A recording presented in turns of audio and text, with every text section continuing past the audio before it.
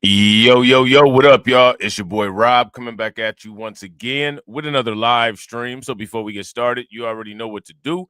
If you're not subscribed to the channel, make sure you hit the bell icon twice. Smash the like button, share this video out to all of your followers, and let's get it cracking. All right, so shout out to everybody who is in the building early. It is good to see each and every one of you. If you can hear me okay and everything looks and sounds good on the screen, please give me a thumbs up or a radiation emoji in the chat. If you cannot hear me or things look and sound bad, please give me a thumbs down or an angry face. While you guys are doing that, I'm going to shout out everybody who is in the building early, all right? Shout out to my man AB Promotions, and shout out to the other people in the chat who have yet to say anything, all right? So what we're going to do today is we're going to talk a little bit more about GATORTRAZ. All right, we're going to talk about the cope that's going on with GATORTRAZ. Shout out to my man Win Loser Rug. What's good with it, bro? And we're going to talk about language that the Democrats are using because they're doing the same thing that the Republicans did, the same thing that the conservatives did. And I think that is interesting. And the same question that I always ask, I'm going to ask again today. What are people going to do about it? What are people going to do about it? All right. The first thing we're going to talk about, though, is another fireworks situation. All right. This is a fireworks situation where an 8-year-old girl was deleted after being struck by fireworks in Buena Park. We're following developing news in Buena Park, where an 8-year-old girl tragically died after a batch of illegal fireworks exploded near her. Yeah, KTLA5 Sarah Welch joining us live in Buena Park. So, this is something, just for what we do over here, right? We like to track these things and keep a historical record. We're going to have to track from here on out every single 4th of July on all of my channels, except for the financial channels. You know what I'm saying? All of these fireworks related deaths, because it's wild. The fireworks blew up that entire neighborhood, and, they're blowing people up. Okay. Well, the neighborhood is just still in shock over this girl's death. Sarah? Rick and Corinne, good evening. Yeah, they say sad on so many levels. That little girl has died. A homeowner is under arrest tonight. And this chaotic scene, this awful scene, they said, unfolding here last night at Cornflower Circle here in Buena Park. This is video that was taken shortly after that 8-year-old girl was struck by an out-of-control firework. You can see the box burned to the ground in the street. A neighbor told us as those fireworks were lit, the box fell over and the rockets started shooting all over the street and hit that little girl. One man told us that he almost got hit himself. He was nearby at a different celebration. And another homeowner off camera told us that she had to hose down her yard because she was worried that her yard might catch on fire. Now, this deadly accident happened just before 10 last night. Buena Park police officers were patrolling nearby after seeing a large quantity of fireworks go off in this neighborhood. And that's when an officer saw family members frantically carrying the child into a house. Officers stopped, began life-saving efforts, and then rushed the little girl to the hospital where she sadly died. We spoke with another woman off camera who told us this area has been known for its 4th of July celebrations for years. It's such a tragedy. I can't believe somebody was hurt and killed last night. We saw the police cars when we were leaving. This is such a beautiful track, and it has been. My husband's family's owned the house since 1993, and we were just walking up and down all the streets yesterday looking at all the celebrations and the barbecues that were out in the middle of the street. And there's over 100 people that ride bicycles that are all decorated red, white, and blue, and the police were actually behind them, letting them go through all the streets. And it's just sad that something so terrible had to happen on such a wonderful day. Now, I want to ask you guys this question. Why do you think that all of these fireworks-related accidents and fireworks-related deaths and fireworks-related neighborhoods getting blown up, why is that happening? What's going on that's causing that? Let me know what you guys think. And shout out to everybody watching. I appreciate you guys. If you all haven't smashed the like button yet, please do me a favor. Take a moment, smash that like button. Also, if you guys haven't hit the bell, please take a moment, hit that bell, and also please share the stream to your social media. Through their initial investigation, Buena Park police say the large illegal fireworks display failed and then began misfiring toward that little girl, and that caused other fireworks to ignite near the child and others attending the gathering. Now, it's not clear if the child lived here. We don't know the relationship between the child and the homeowner. But again, back here live, that homeowner was arrested. Charges are pending following a review by the Orange County District Attorney's Office. We'll send it back to you in Hollywood. Yeah, sad. An 8-year-old girl lost her life as a result of that. All right. An 8-year-old girl lost her life as a result of that. Now, I don't know if anybody's seen this I don't know if anybody's seen this video with Flavor Flav, but Flavor Flav is out here saying that the United States must ban firearms. This is wild. I didn't even plan on talking about any of this, but I just happened to see this, and just because it's Flavor Flav, we got to see what Flavor Flav is talking about, because I'm sure this is just insane. But Flavor Flav is saying that the United States has to ban firearms, right? Let me ask you guys this question. How many of you all believe that firearms should be banned? If you believe firearms should be banned, give me a thumbs up. If you don't, give me a thumbs down. I want to see what Flavor Flav says about firearms being banned. Now, here's my thing, right? Shout out to Crimecast. People, if you're not subscribed to Crimecast, please take a moment, subscribe to Crimecast, right? We're going to be talking about this. There were massive amounts of mass shootings on 4th of July, a ridiculous amount. How many people heard about that? In Indiana, in Chicago, all over the place, mass shootings, right? So here's my problem with this. Flavor Flav, I'm sure, is going to say that firearms should be banned for everybody. My question is, why should firearms be banned from people who are not using their firearms, to do these mass shootings? Why should the entire public, the entire country, be punished or be restricted from using firearms when firearms are being illegally used by a small amount of people? It doesn't make any sense. Shout out to Win Lose a Rug. Hey, Win Lose a Rug said, pistol grip pump on my lap at all times. Pistol grip pump on my lap at all times. Week in Chicago, sparking yet another nationwide conversation on gun violence. 4 people were killed and 14 others injured when shots rang out at a restaurant near where rapper Mellow Buzz was hosting a mixtape release party. It happened in the city. So there's that. There's that. Now, let me ask you guys this question. If this is something that's going on in Chicago, why should there be a quote unquote nationwide conversation about it? Why should there be a nationwide conversation about it? If this is something that's going on in Chicago, why does the nation need to have this conversation? That's my question for you. Let me know what you guys think. Mass shooting this week in Chicago, sparking yet another nationwide conversation on gun violence. 4 people were killed and 14 others injured when shots rang out at a restaurant near where rapper Mellow Buzz was hosting a mixtape release party. It happened in the city's busy River North neighborhood. The incident striking a chord with rapper Flavor Flav. He's known around the world for his work with legendary group Public Enemy and as a reality TV star, but he also once served time in jail because of a gun crime. His own experience leading to this op-ed in Newsweek, calling for the United States to completely ban firearms, right? No one's going to do that. No one's going to do that. And listen, Flavor Flav is somebody who, if he went to prison as a result of a gun charge, come on, bro. Fall back on this one, right?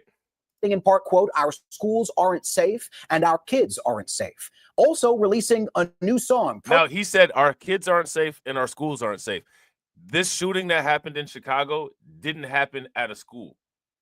Now, mind you, school shootings and school violence, that's an issue that could be looked at, right? But this didn't happen in a school. And I got to agree. If you guys agree with Win, Lose, or Rug, give me a thumbs up. If y'all disagree, give me a thumbs down.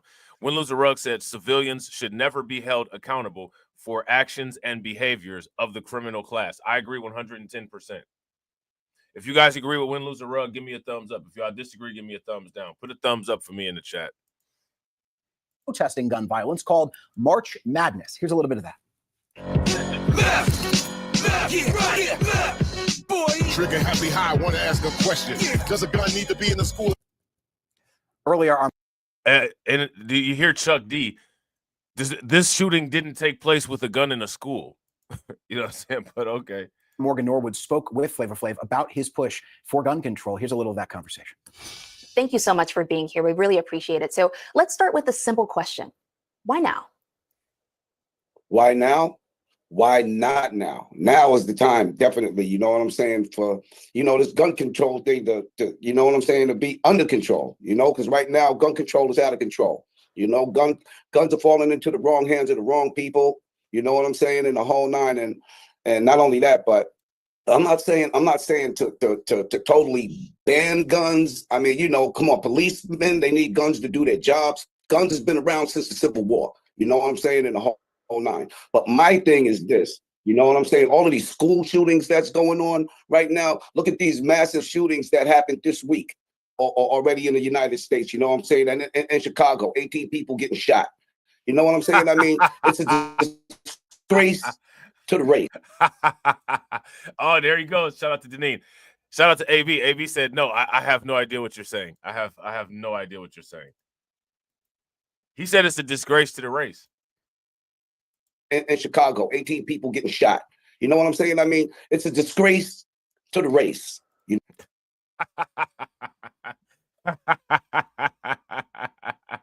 Shout out to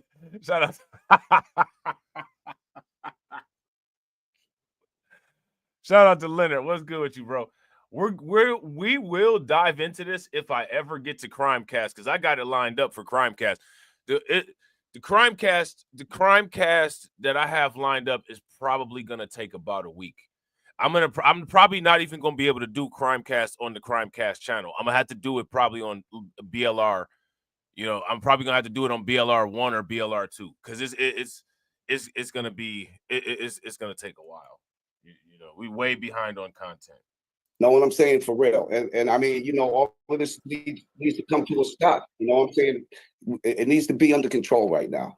Well, Flav, you speak so openly about your story and then also spending time in jail because of gun crime. How has your— And shout out to everybody watching. I appreciate you guys. If you all have not smashed that like button yet, please do me a favor. Take a moment, smash that like button, hit the bell, share the stream to your social media. Let's get it.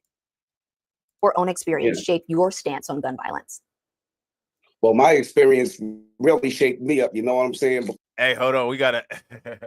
Hey, if you guys agree with AB Promotions, y'all definitely got to throw that clown in the chat. Y'all definitely got to throw that Pennywise emoji in the chat. Talentless, scandalous, plebiscite, babbling.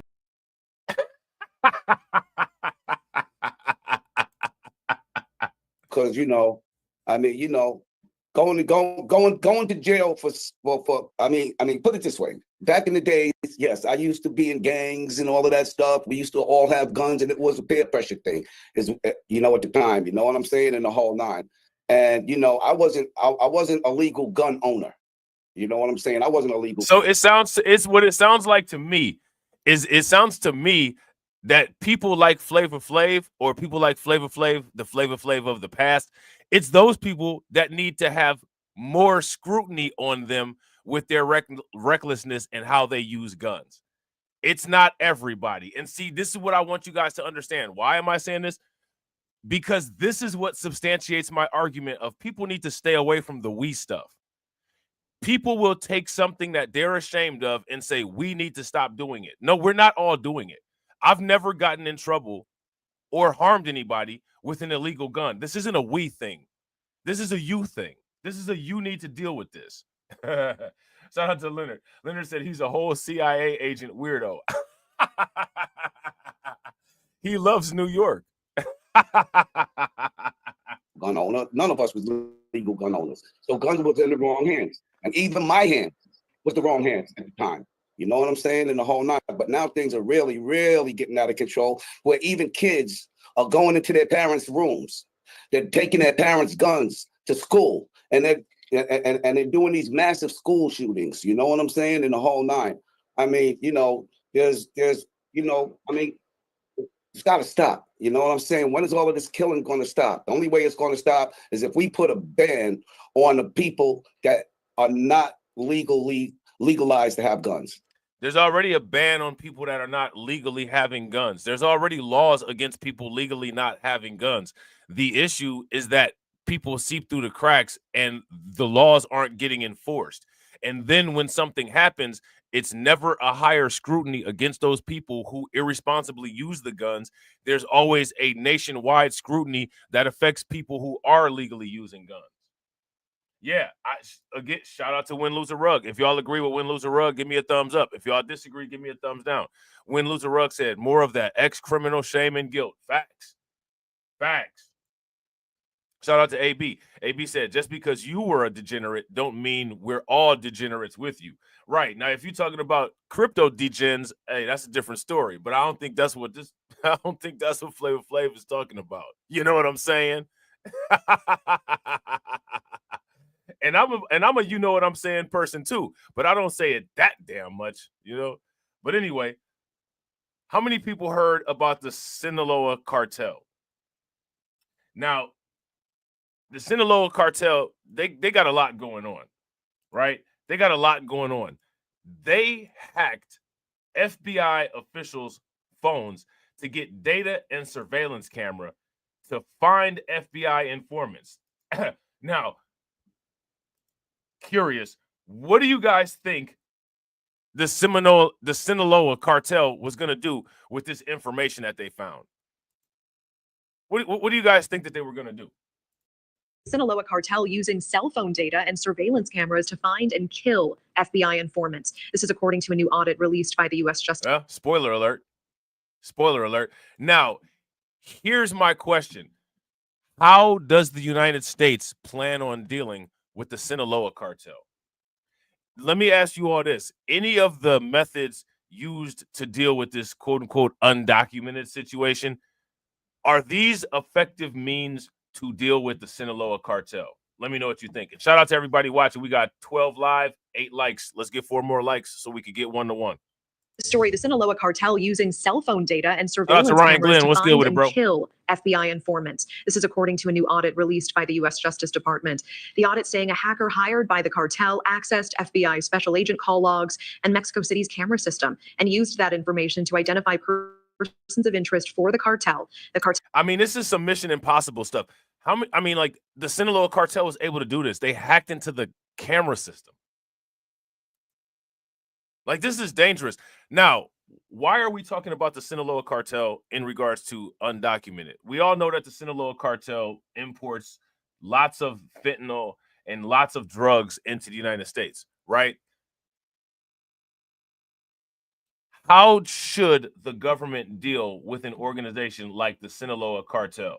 Yeah, I wouldn't disagree. Shout out to Windows and Rug. Windows and Rug said, damn, I got to respect that. The evolution of the cartels is insane. The gangs out here are so inefficient and remedial. Right. When is the last time you heard about the Crips having a full FBI report or a full local police report of informants that they planned on, you know, taking up out of the paint? When is the last time you heard anything like that? Got to ask questions. Got to ask questions. Good observation. Shout out to Windows and Rug.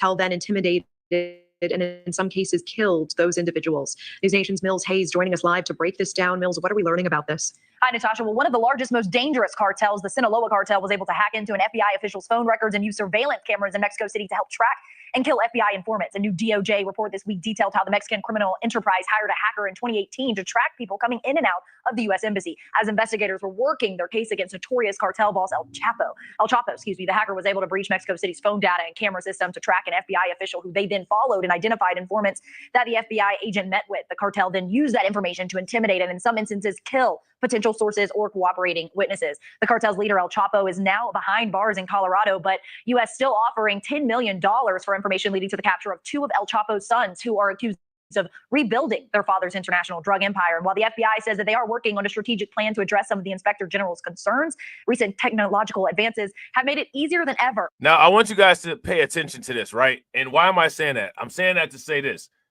Okay, El Chapo's international drug business, his international drug organization, ran into a bottleneck when he was arrested. There was a succession plan and his sons rebuilt it. So my question is, do you all think that the Sinaloa cartel is going around saying, well, at one point we ran the drug trade and then quote unquote, they locked us up?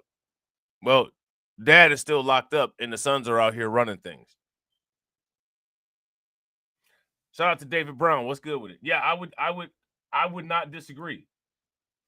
If you guys agree with Win, Lose, or Rug, give me a thumbs up. If y'all disagree, give me a thumbs down. Win, Lose, or Rug says the Crips and Bloods are lazy criminals. I wouldn't disagree with that. I want to see what databases they've hacked. For criminal enterprises to identify and exploit vulnerabilities, according to the report, something that's a big concern for our national security, Natasha. Yeah, certainly. And Mills, we're hearing it's not just the Sinaloa cartel. On federal authorities' radars, a top Tren de Aragua gang member has also now made the notorious top 10 list. What are you tracking there? Right. Well, our viewers have definitely heard about the Venezuelan gang Tren de Aragua and their presence here. So now here we tie into Undocumented, right? Popular characters of Undocumented. Tren de Aragua, Giovanni Vicente Mosquera Serrano, alias Giovanni San Vicente El Viejo. Okay. Tren de Aragua member. In the U.S. now in all 50 U.S. states. Now 3 federal agencies are targeting one of their leaders who was on the run. The FBI placing him on the 10 most wanted list, describing him as a senior leader in Tren de Aragua. The State Department now offering a $3 million reward for information leading to the capture of Giovanni Vicente Mosquera Serrano. The DOJ has charged Mosquera with drug offenses and terrorism-related crimes. The Treasury Department is cutting him off from any illicit money or property that he may be keeping in the U.S., even warning financial institutions and other third parties that they could face civil or criminal penalties for doing business with the crime boss. And Treasury Secretary Scott Bessent saying, quote, TDA remains focused on terrorizing our communities and facilitating the flow of illicit narcotics into our country, relying on key leaders like Mosquera Serrano to finance and oversee their violent operations. TDA was designated a foreign terrorist organization by the U.S. government this past February, alleging that the group engages in drug trafficking, human smuggling, extortion, money laundering, and also the sexual exploitation of women and children, Natasha. All right, Mills Hayes with that live report tonight. Thank you. So there's that. All right. So it's going down. Now, I find this interesting, right? MSNBC has a video clip, and this video clip it's titled America's Caste System. Now, I want to ask you guys this question. What is America's caste system? What is America's caste system? Why am I asking you guys this? I'm asking you guys this because MSNBC defines America's caste system as a 2-tiered citizenship justice system. A 2-tiered citizenship justice system. How does that even work? What does that even mean? 2-tiered citizenship justice system in regards to the undocumented bros?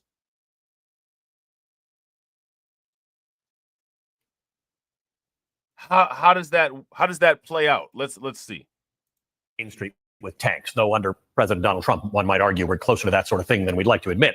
More often, autocracy starts with a list, a government list, then more lists, then bigger lists. And the names on those lists begin to face the full force of the state with blatant disregard for the rule of law and for basic constitutional rights. If you followed our coverage, you know the warning. Autocrats don't go after the average person, at least not at first. They start with people they can more easily target. And before long, the dragnet enlarges. And right now here in America, that government dragnet is enlarging again. This week, the Justice Department quietly posted a memo dated June 11th. In it, Assistant Attorney General Brett Shumate gives U.S. Now, there's outrage. NPR has this article here. It says DOJ announces plans to prioritize cases to revoke citizenships. Now, we talked about this, right? And we will talk about it further, right? But this is what they're saying. Now, shout out to Ryan Glenn, right?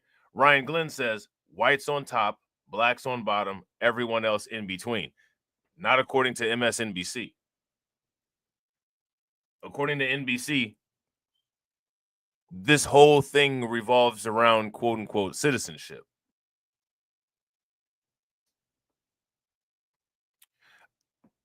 I don't understand how there can be a quote unquote 2-tiered citizenship system. You're either a citizen or you're not. Period. The citizens who are the citizens that could possibly have their citizenship revoked are people who have engaged in heinous criminal acts.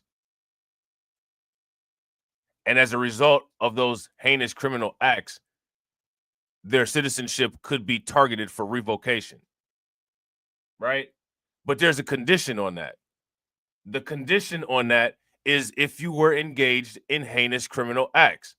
If you're not engaged in heinous criminal acts and you are a citizen, your citizenship is not under any threat. Right? If you guys would agree, give me a thumbs up. If you guys would disagree, give me a thumbs down. Attorneys sweeping discretion to strip nationalized Americans of their citizenship in order to, quote, advance the administration's policy objectives, end quote, as Trump escalates his immigration crackdown.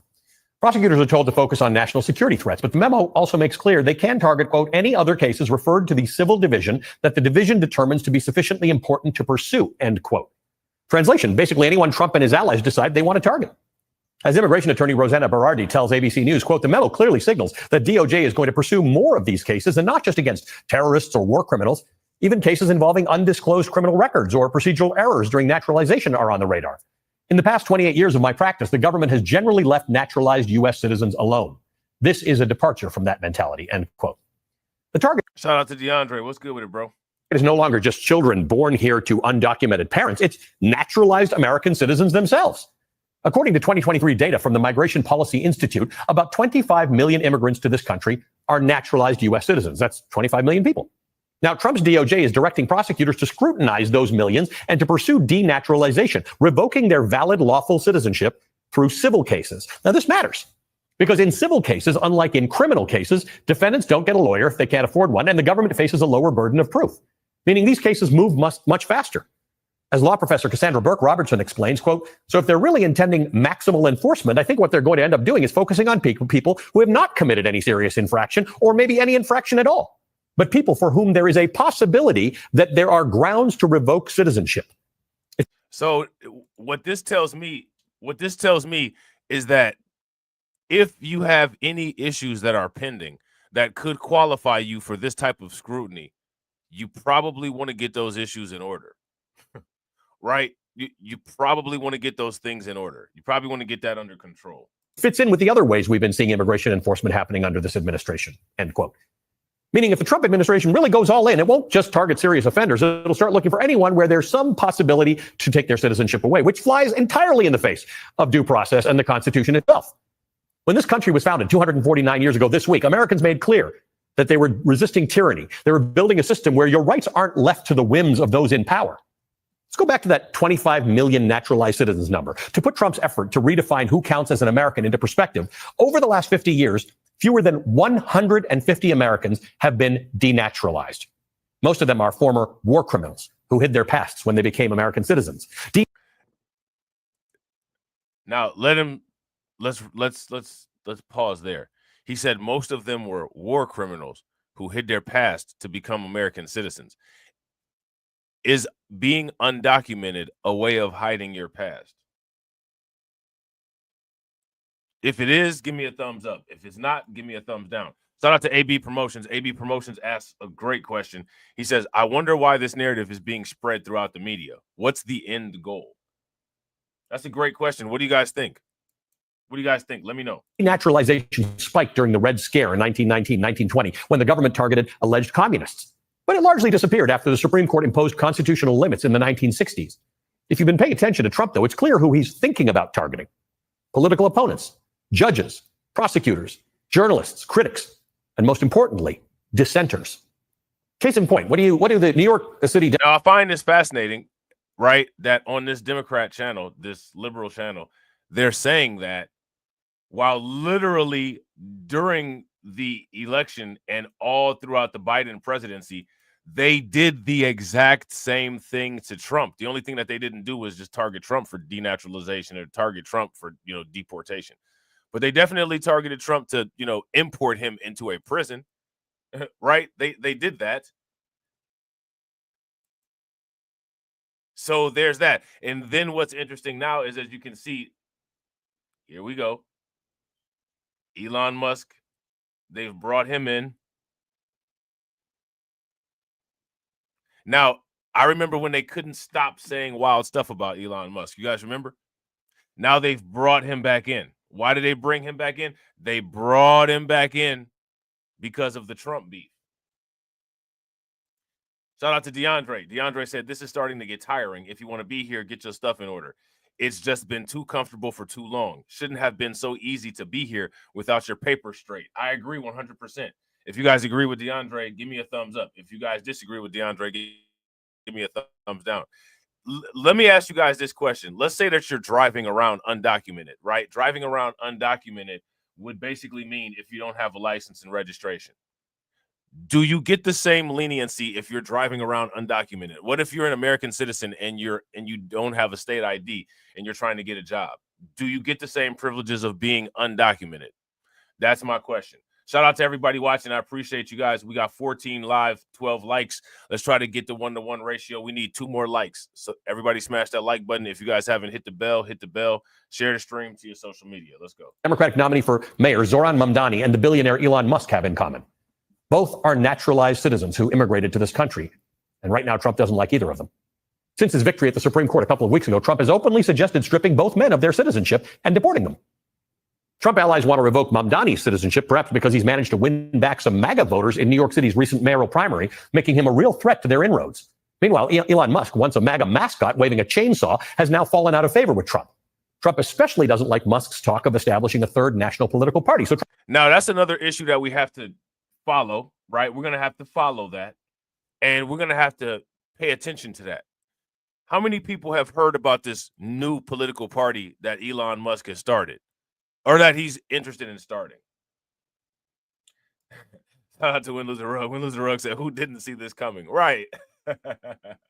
Elon Musk is planning on starting a third political party.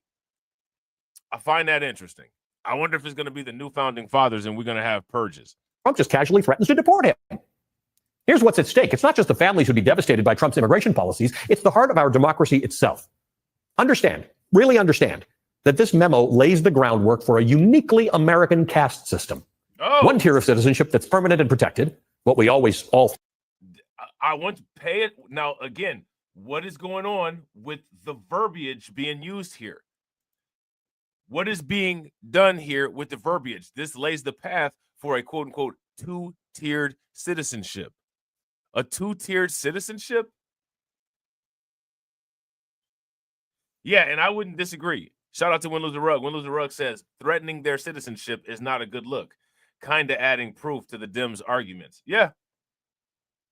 Yeah, I wouldn't disagree. Kind of emotional, if you ask me. I mean, honestly, you know, I'm not a fan of Elon Musk, and I'm not a fan of the Zohan, but I don't know if they've done anything that warrants deportation talks. What have they done that warrants deportation talks? You know what I'm saying? Like, I mean, Elon Musk isn't my favorite person. I don't know if he's necessarily done anything that warrants talks of stripping a citizenship and deporting him. It's not like he sold any trade secrets to Russia or, you know, just decided to like use his companies to do anything wild as far as, you know, with national security threats or anything like that. As a matter of fact, you know, again, if you look at Elon Musk, I mean, Elon Musk himself with his businesses is like a separate extension of the United States government. So, you know, to say like, yeah, let's get Elon Musk up out of the paint. Trump saying that, you got to just kind of look like, sure. You know what I mean? Sure. And really understand that this memo lays the groundwork for a uniquely American caste system. One tier of citizenship that's permanent and protected, what we always all thought citizenship meant, and another lower tier, conditional, revocable, tied to whether you stay in the ruling party's good graces. Here's the absurd part. The white South Africans, whom Trump falsely called refugees who needed to escape a genocide and whom he recently imported and paraded before the cameras, could end up with more protections than longtime naturalized American citizens. Thoughts? Now, here goes my question. If he's got with this situation with that, if he brings them in and gives them these quote unquote protections and all of this stuff, wouldn't those protections also be extended to Elon Musk? So by doing that, wouldn't that make it more difficult for him to deport Elon Musk and strip Elon Musk of his citizenship? This is all political theater. No one's going anywhere.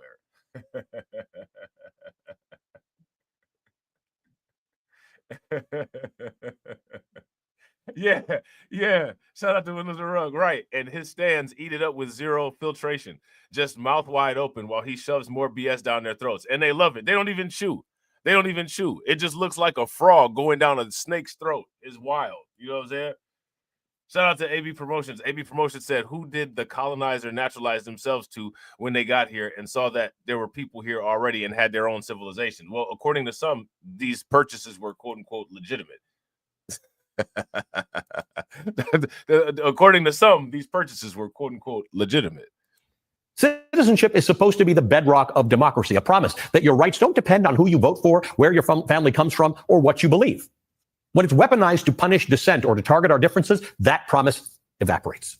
And when citizenship itself becomes just an empty label, something the ruling party can take away whenever it wants, then democracy itself is in danger. And that changes everything. As Cassandra Burke Robertson writes, quote, the framers envisioned citizens as a sovereign, serving as the source of government power rather than its subjects. Allowing the government to strip citizenship from naturalized Americans for decades-old conduct creates exactly the kind of arbitrary governmental authority the Constitution was designed to prevent. Now, you know, again, this is interesting, right? Here's my question. Fast forward to 2028, right? Fast forward to 2028. Are Democrats winning any elections on these issues? Now, we got to take a look here. We got to take a look here. We got to take a look here at Mobile, Alabama. Okay. And we also got to take a look at some things going on in Texas and some things going on in California. Okay. We might have to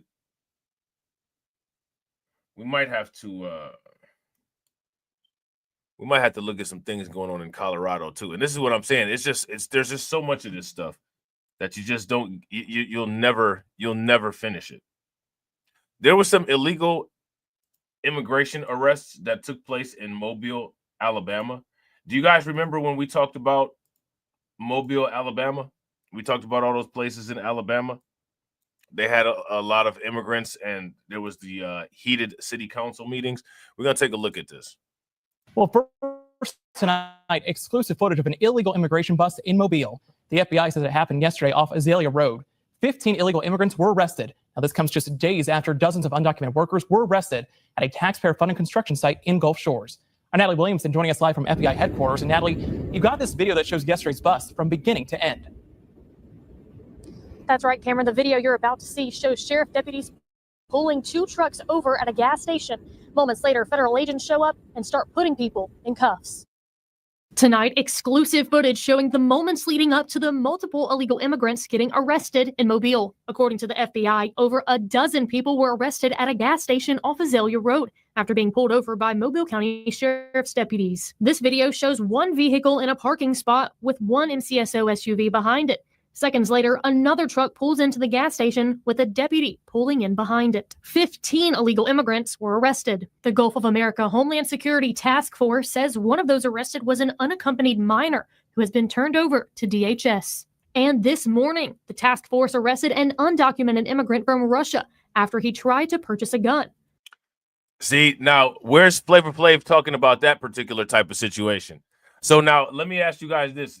In this type of situation, what do you guys think that this Russian illegal migrant, what do you think that he was going to do with that gun? What was he going to do with that gun? The FBI posting this picture of the arrest on social media. This all comes after last week's big illegal immigration bust at the construction site of the new Gulf Shores High School. All of that was caught on camera. Over 30 undocumented workers were arrested. Now, these undocumented workers were on a construction crew building a taxpayer-funded high school. How did that happen? That means that the undocumented migrants were getting their paychecks from the city. That means that they were getting their paychecks from the city. Last week's big illegal immigration bust at the construction site of the new Gulf Shores High School. All of that was caught on camera. Over 30 undocumented workers were arrested. 20 had a criminal history. According to HSI, as of now, over 500 illegal. So again, this goes back to what the guy said in that video before that we watched, right? He said people who are hiding their past and guilty of war crimes. And what did they say about these people here? 20 of them had criminal pasts. Let me ask you this question. Again, it's the same question. Are people using the undocumented designation as a smokescreen for past criminal records? If they are, give me a thumbs up. If they are not, then give me a thumbs down. 30 undocumented workers were arrested. 20 had a criminal history. According to HSI, as of now, over 500 illegal immigrants have been arrested in South Alabama. The FBI tells me undocumented immigrants will be held at a facility in Mississippi or Louisiana. And as for the illegal immigrants, He said, and shout out to AB. AB said, he said in a Russian accent, I just look for a job. I just look for a job. Right. I just look for a job. Immigration rate at Gulf Shores High School, I'm still pressing for answers from the general contractor, Rayburn General Contractors. They're not returning my phone calls, emails, or texts. I'll keep asking. Live in Mobile, Natalie Williamson, Fox 10 News. All right, so there's that. All right. So next, what we got to do is we got to take a look at these ICE agents chasing people down like Wile E. Coyote and Speedy Gonzalez in a Southeast Houston ICE operation. Okay. Because again, the question is, there's massive amounts of content from local news agencies that substantiate a lot of the things going on with this undocumented situation, yet we never see any of this local news footage translated into national news footage unless it's on Fox, right? MSNBC never shows any of this stuff. And we got to ask the question, why? Tonight, a story you'll only see on KHOU 11 News. Surveillance video captures an immigration operation targeting a truck in Southeast Houston. Yeah, several men inside that truck try to make a run for it. Anieli Ruiz is speaking exclusively with the... See, these chase videos are so funny. Like, they should put these in black and white and play that, like, black and white music. You know, the music when, like, the police get out and be moving all fast and they had the words up on the screen. They got to play that old school music while this be going down. Tonight, a story you'll only see on KHOU 11 News. Surveillance video captures an immigration operation targeting a truck in Southeast Houston. Yeah, several men inside that truck try to make a run for it. Anieli Ruiz is speaking exclusively with the owner of the business where all this unfolded. New tonight, surveillance video shows a dramatic scene in Southeast Houston. Look at him. Look at these. Look at him running. Hey, this camera clear as hell. Unmarked vehicles with police-style lights. They surround a pickup truck along I-45 South Feeder Road just before 6:45 a.m. Saturday. When the truck stops, several men jump out and run. The video shows men. Hey, they was running in construction boots too.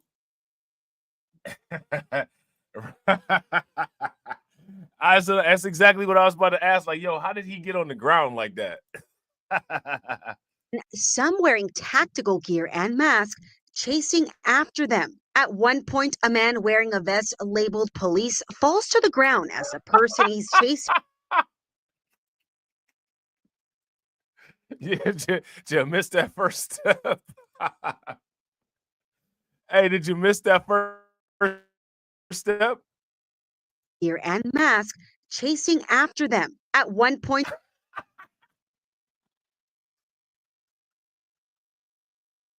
and he fell on his back like a turtle, man. A man wearing a vest labeled police falls to the ground as the person he's chasing escapes. Another masked officer dressed in army gear also. You see, after he got up, now this is probably an older dude too. He probably like 50 or 60. He not running after that. Everybody else got to go after him. He on the sidelines. That hip is hurting. I'm wearing tactical gear and mask, chasing after them. At one point, a man wearing a vest labeled. He got out of the car and missed the first step.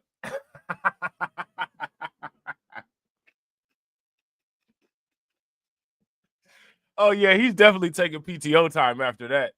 He's definitely taking PTO time after that. police falls to the ground as the person he's chasing escapes. Another masked officer dressed in army gear also stumbles while running after someone else. The video shows 2 men were detained during the operation. 4 others got away. The business owner whose security cameras captured the video asked to remain anonymous.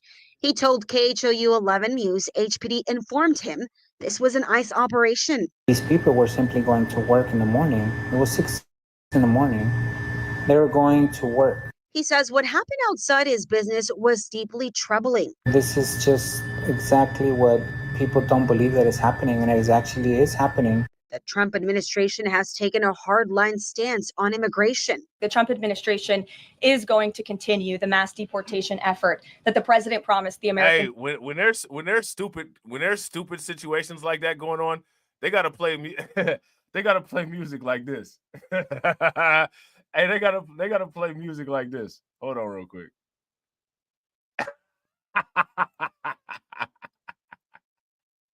Oh man, y'all know exactly what I'm talking about. They gotta play this stupid kind of music when there's stupid stuff going on like this. Hold on real quick.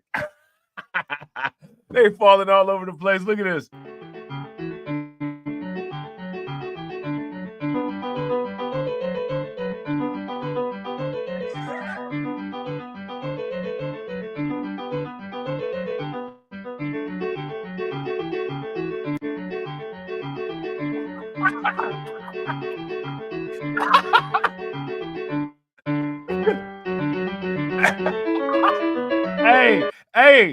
Hey, the migrants need to watch this for the technique. They need to watch this for the technique. You see what he did? Look.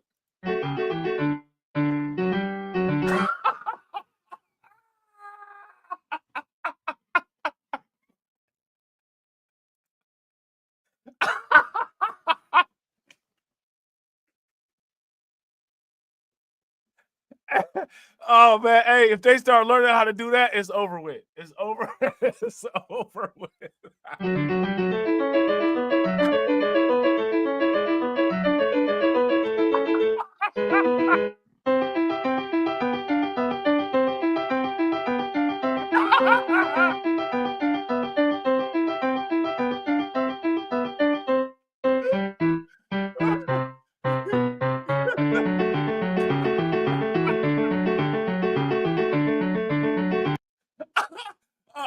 Oh my God, man, that's hilarious. Man.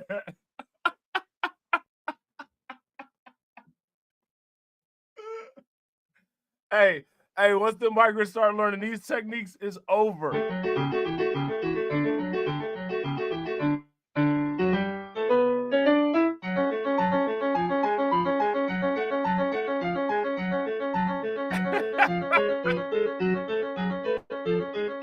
Hey, look, the police always falling down. Look at this one on the ground right here. What are you doing? How'd you get on the ground?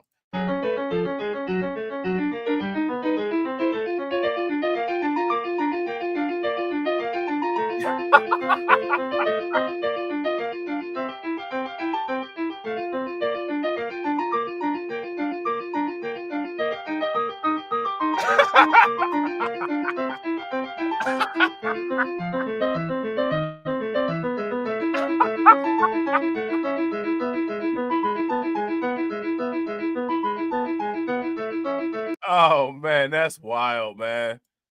That's wild. Look, hey, Caroline Leavitt is not impressed. Look, that's what I got for you, Caroline. What you think? She's not impressed. You know what I'm saying? Public. The vice president says ICE is not just going after people with criminal records. If you are in this country illegally, you are at threat of deportation. The business owner says these actions hurt local economies, especially small, family-run shops. And it's hurting the economy. Right. Hey, shout out to Win Lose a Rug. This is GTA 1920s, right? Because many people that saw this are even now more scared to go out and just go about their day because they see this and they can be next. So what should you do if an unmarked vehicle stops or follows you? Immigration attorney says stay safe and stay alert. Now, look, I want you guys to pay attention. My question for everybody is, why why are the news agencies telling people, you know, why are they not telling people cooperate with the police? Right? Because ICE are police, right? If you guys would agree, give me a thumbs up. If you guys would disagree, give me a thumbs down. ICE are police, but they're not telling these people to, quote unquote, just comply. Do you notice that? If you guys notice that, give me a thumbs up. If you don't notice that, give me a thumbs down. If a car that is not properly marked is chasing you, you should try to get to the police station. You should call 911 and find out who they are. We will never advise people to evade arrest, right? But we will also advise people to be on the alert, to don't be victim of criminals pretending to be police officers. Now, let me ask you this. How many instances of criminals acting like police officers have you heard about targeting illegal migrants? Now, there was a criminal that acted like a police officer that deleted 2 politicians in Minnesota a couple weeks ago, right? But when it comes to quote unquote criminals acting like police officers, how many criminals acting like police officers have heckled migrants? We reached out to the Harris County Sheriff's Office and Houston Police. They both confirm this was not their operation. We also contacted Homeland Security Investigations. They say they're looking into it, but haven't yet responded to our request or comment. Anayeli Ruiz, KHOU 11 News. Now, how many people have ever heard somebody say that woman is built like a brick house? Anybody ever heard anybody say that? Interestingly, this woman is built like a brick. You know what I'm saying? Not built like a brick house. I just thought that was interesting. Interesting little observation there. All right. So next, there was a immigration operation that happened outside of a Home Depot in Hollywood. All right. People probably thought that this was a movie being shot. People probably thought that this was a movie being shot. Let's check it out. Home Depot in Hollywood is the latest site for federal agents carrying out immigration operations, and it's a site they've hit before. Yeah, and several people were detained after agents went to the store just after noon today. KTLA 5's Kimberly Chang is live in Hollywood with more details. Hi, Kimberly. Hi, we're standing in front of the Home Depot on Sunset Boulevard. This is where people say that federal agents showed up earlier this morning. There was video posted to Citizen. Take a look. Hey, Robb, this is sad. This shouldn't be happening. No diga nada. People in this area said federal agents came to the Home Depot parking lot on Sunset Boulevard in Hollywood today and targeted day laborers and vendors. This is the same Home Depot where about a week and a half ago, ICE agents were seen taking about 30 people into custody. There are several immigrant rights advocates here today. One group set up a tent on the corner to hand out resources. Others have been walking around talking to possible family members or friends of those who were taken into custody. Community members tell me they've been keeping watch for weeks now because of the ongoing federal raid. Hey, shout out to Win Lose the Rug. Win Lose the Rug said, bro, Cali is lit up with this. I had no idea. Yet, I think it was actually Home Depot. TD said that he saw like one of these type things going on one time when he was up there. You know what I'm saying? I think that, I don't know, but I think that might have been the one that TD was talking about, the Paramount and Compton one. Shout out to AB. AB said, damn, they went straight to the source. They always at Home Depot. We know between 11:30 and 12, about 6 unmarked vehicles, some including were already in the Home Depot parking lot, just came out and started grabbing people. We have confirmed 4 people, but we're going to go look through video to see if there's more. You said you rushed down here from the Home Depot in Cypress Park. Correct, because this morning they hit the Home Depot. It was Border Patrol, hit the Home Depot at Cypress Park. It was about 9 to 10 vehicles there. Also, Border Patrol, very clearly marked. They actually tried to go into our day labor center there to try to grab people. We locked the gates, but they grabbed. Okay, shout out to you guys. We're on the 1-to-1 finally. We got 14 live, 14 likes. If everybody could drop the number 14 in the chat, I'd appreciate it. Let's go. Anywhere from 15 to 30 people there.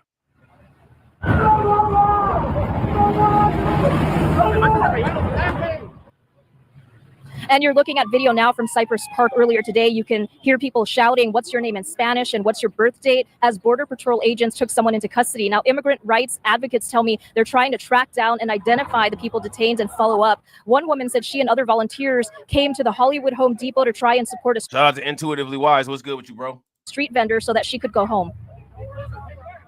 We've been out here patrolling every day, and we're trying to document what they're doing. Today, they didn't get as many. They are doing it very quick now, as opposed to before they were here for like 25 minutes. I think this time they were here for less than 10. Mostly, I was taking care of the vendor over here who was very emotional, very scared, understandably so. So we are trying to buy her out for today, and we're also trying to buy her out for as long as we possibly can so that she can stay home and stay safe.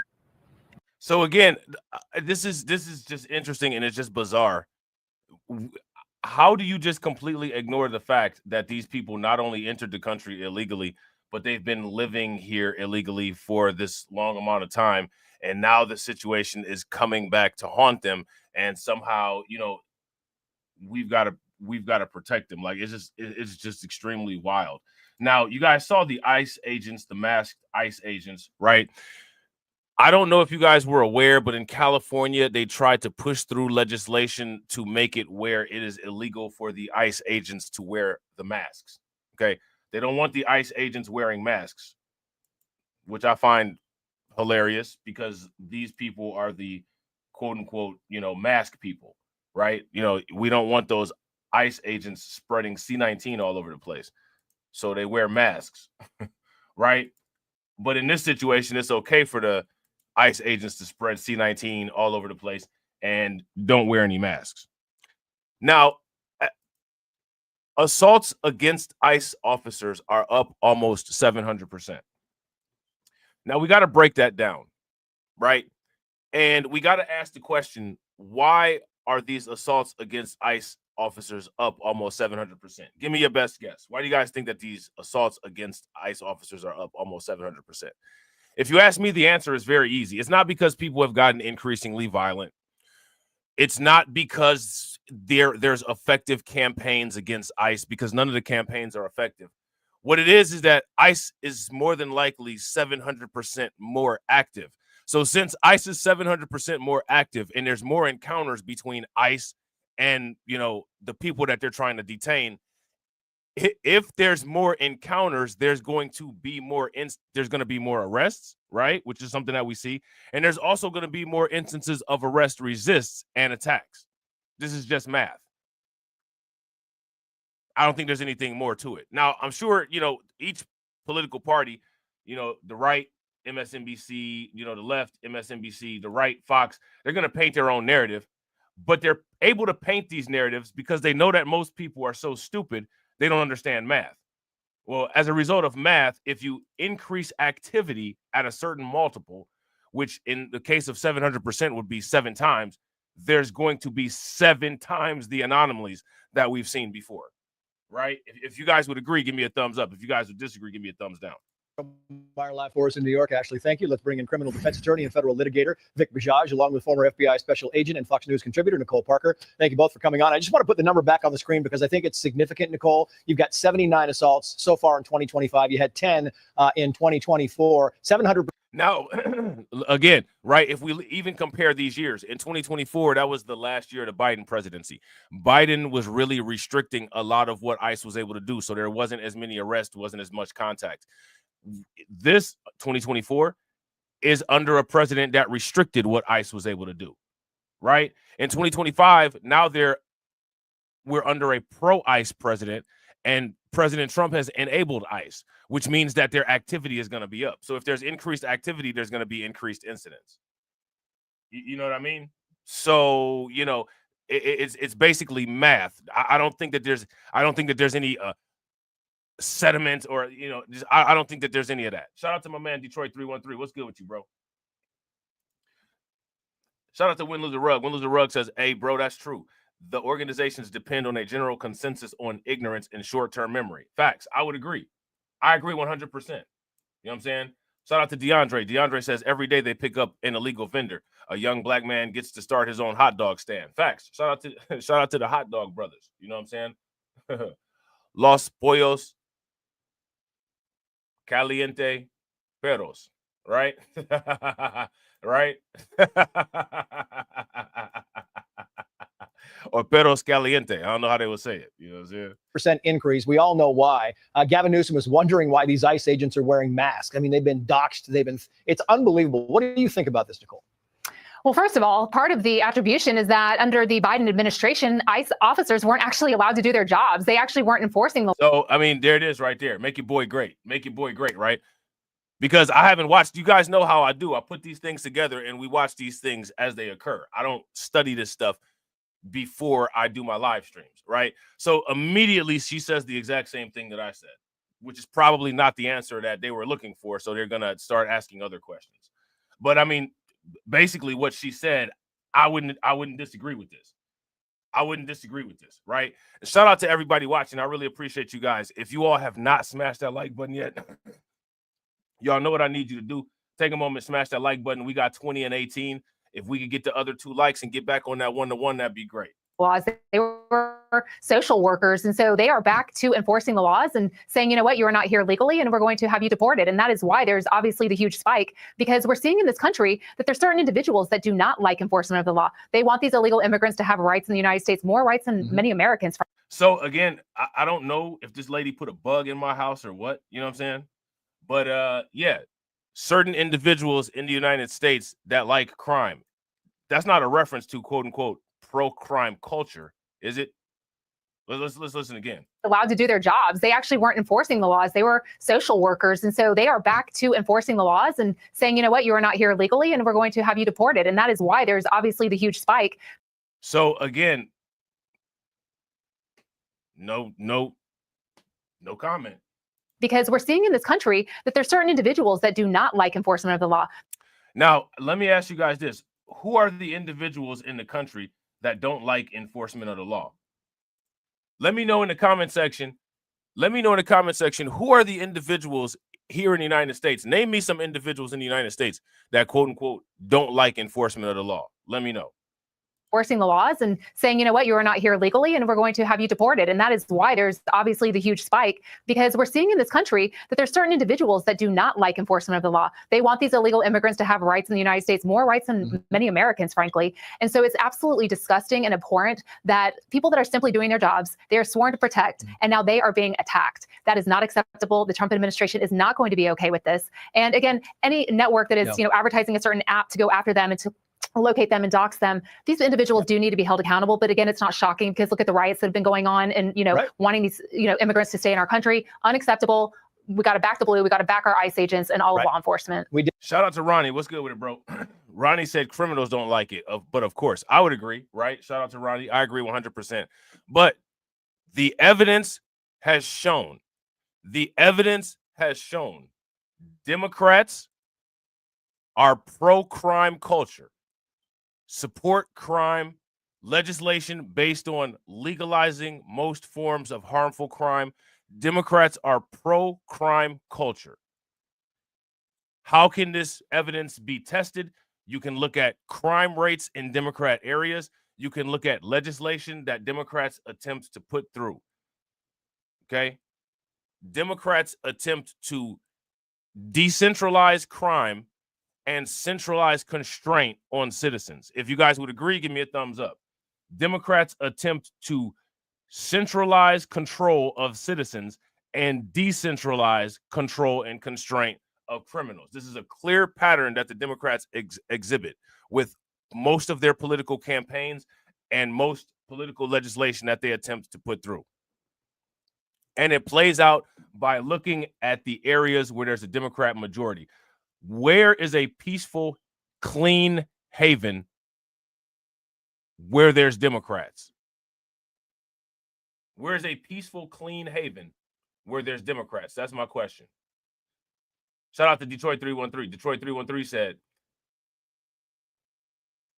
actually, it's more than that. Yeah, I would agree. Now, we talked about, and I want to make an example of this, right? And again, this is one of the reasons why when you watch right-wing media, they always go in on Chicago. Chicago is an easy target, and it checks off a lot of boxes for what they try to do, right? But when it comes to the pro-crime element, we've got to examine it further. We've got to examine it further. Now, you got Brandon Johnson as the mayor in Chicago, right? This is what happened in Chicago. Follow that breaking news at this hour of a mass shooting in Chicago. 18 people shot overall. 4 of them were killed, and all of the victims in their 20s and 30s. City leaders tell us someone drove by firing shots at people leaving a rapper's album release party. Now, again, somebody explain this, right? My request to everybody in the comment section is explain the justification of this. Here's my question. This is going on in Chicago, right? You got people that walked out of this event. They're walking out. They walk right into a barrage of bullets. First, there was Lori Lightfoot. Now there's Brandon Johnson. How does walking into a barrage of bullets help advance anything that would be healthy or meaningful for the people of Chicago? Somebody let me know. We have team coverage for you this morning. Darius Johnson live at that scene in River North, and I'm Marissa Perlman at Northwestern Memorial Hospital, where some of the people shot were taken. But we want to begin with Darius. Darius, do you have any updates at this hour? Dana and Audrina. Now, look, pro-crime culture, right? Look at the flag hanging on the window. Look at the flag hanging on the window. Just saying. Morning to you both. You know, one thing that I can tell you is that this was a brazen attack. A city source telling us that 3 people pulled up in a black SUV and opened fire among those who were leaving this album release party at this lounge right here behind me. I want to talk about these black SUVs, right? Let's talk about these black SUVs. In Texas and Alabama, you got black SUVs pulling up, arresting undocumented migrants. The Democrats, in the Democrat cities, you got black SUVs pulling up, deleting citizens.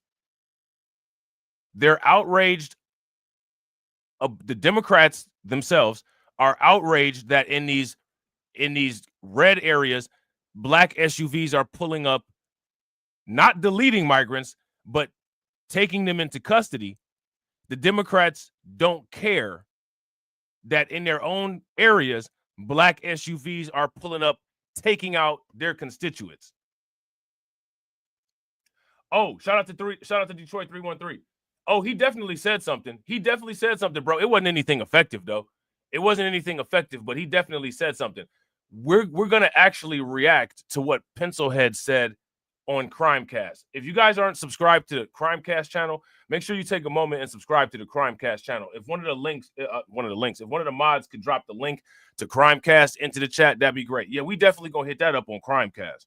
New thing that I've learned in the last 30 minutes or so, I'm learning that a lot of the people killed, the 4 people who were killed, were all close to this female rapper Mellow Bucks, who held this album release party last night. Again, 14 others are injured at this time, and police, their investigation continues this morning. But first, before we get into the details of what happened overnight, I want you to take a listen just to the chaos. like a wild, because some of you niggas, you be acting just like a wild man. Reaper keep it 1,000. You can see Chicago Avenue blocked with crime scene tape and police. All of this happening just before midnight at Artist Lounge on Chicago Avenue. A city source tells us this was an album release party for Chicago female rapper Mellow Bucks. Witnesses tell us as people were leaving this album release party, a black SUV with 3 gunmen inside pulled up and opened fire among the crowd. Now, here goes my question. And again, I got to ask the question. Somebody, explain, how do you explain this? Is my question.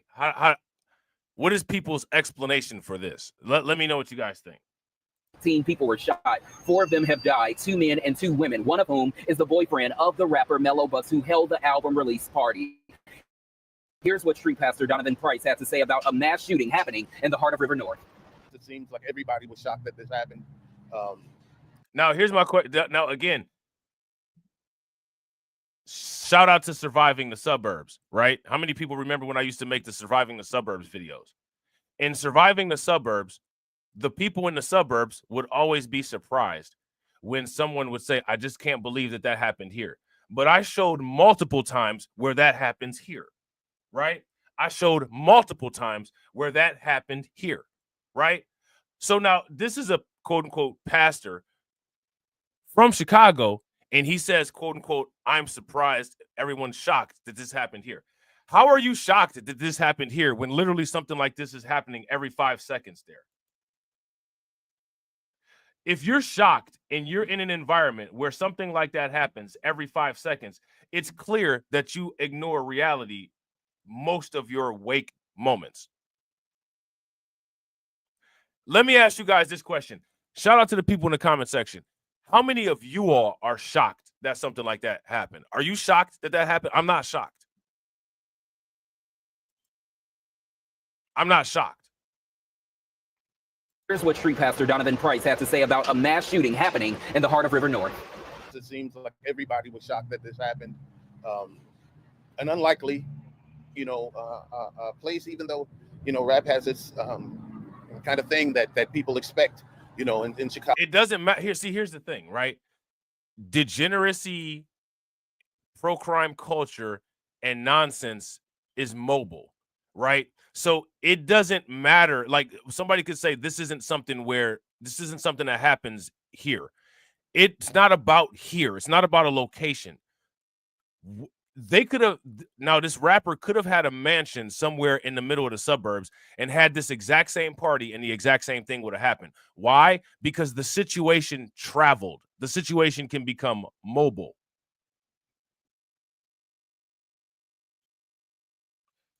Shout out to DeAndre. DeAndre said, from what I've been hearing, it was a retaliation to the people throwing the party for 86 and 8 people. So and again, right, what happens is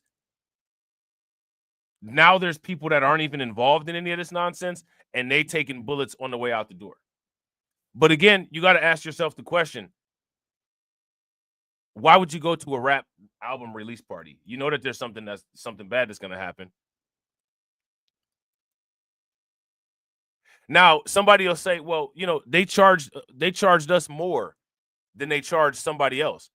Well, why did they charge you more than they charge somebody else? It's the same reason why they charge somebody that has a lot of car accidents and a lot of speeding tickets more insurance premium than they do somebody that has a good driving record.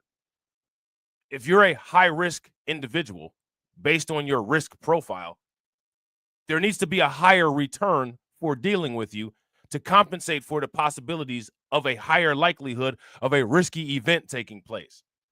If you guys would agree, give me a thumbs up. If you guys would disagree, give me a thumbs down. Chicago, especially, and so a female rapper from Chicago in River North, it could be a recipe for disaster.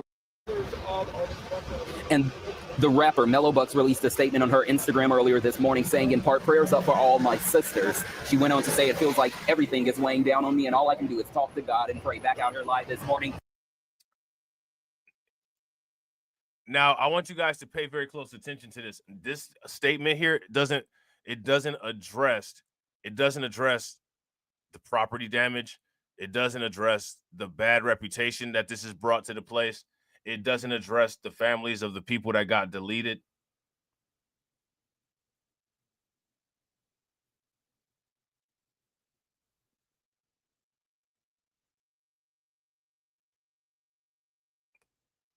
All she can do is talk to God and pray. Well, some people that went to your party are now with God. Statement, please. Look, shout out to AB. Hey, how many people heard about this? AB said Carnival Cruise has determined their risk value assessment and have made plans accordingly. How many people heard about that? If you guys heard about that, give me a thumbs up. If you guys didn't hear about that, give me a thumbs down. Now, let me ask you guys this question. If you all had an insurance company, would you give somebody with 30 points on their license and 17 accidents in the last 12 months, would you give them comprehension and collision insurance for under $10 a month?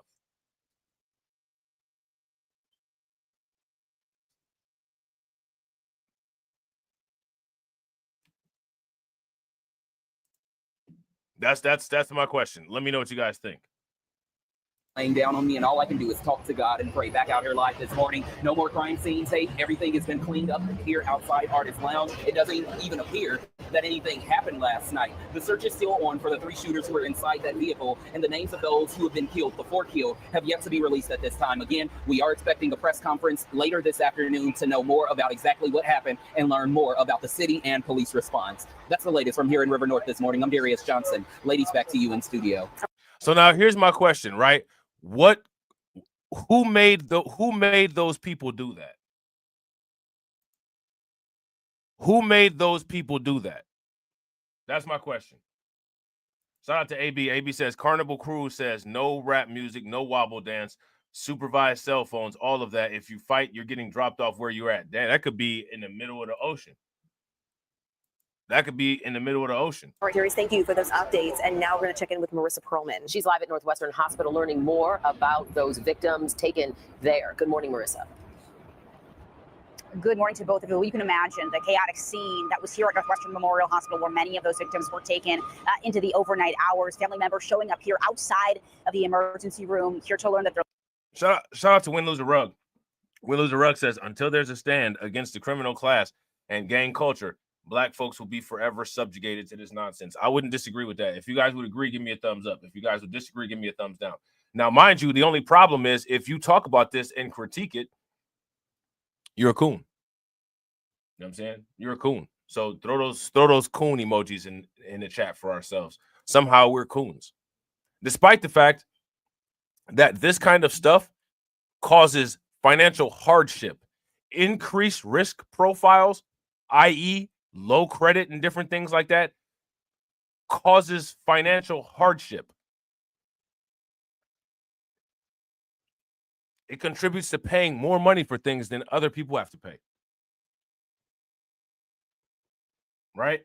loved ones were hurt. Some of them learning their loved ones were even killed. Of those 4 killed, we now know 2 men and 2 women. Again, as we've been mentioning, the shooting happened during an album release party for Chicago rapper Mellow Bucks. On social media this morning, Mellow. Now, again, I got to ask the question, who told any of these individuals to just open fire on people walking out of this club? Who told anybody to do that? Now, here's my question. Are people going to use their political voices to deal with this type of nonsense? That's my question. Let me know. Posting many of those who were hurt in this mass shooting were her friends, including the 2 women who were killed and the 2 men. One of the men who died, she posted she was in a relationship with. Now, some of the surviving victims are still in surgery at this point, many of them women in their 20s. It's happening again in one of Chicago. So that's an interesting thing. This party put a bunch of quote unquote women in danger.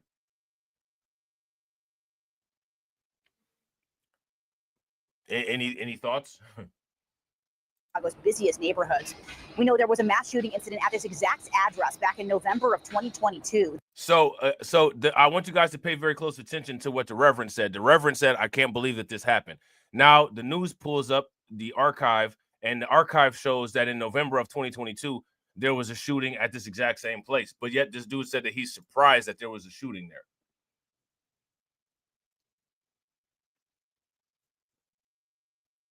And how did it happen? Oh, it happened after a fight broke out. Why did the fight break out? Why did the fight break out? The venue at that time was known as Hush Lounge. Now, after that incident, it was shut down by police, but eventually reopened to the public under its... So if this happened, I want you guys to understand the financial hardship that takes place. You have a business. Something like this happens.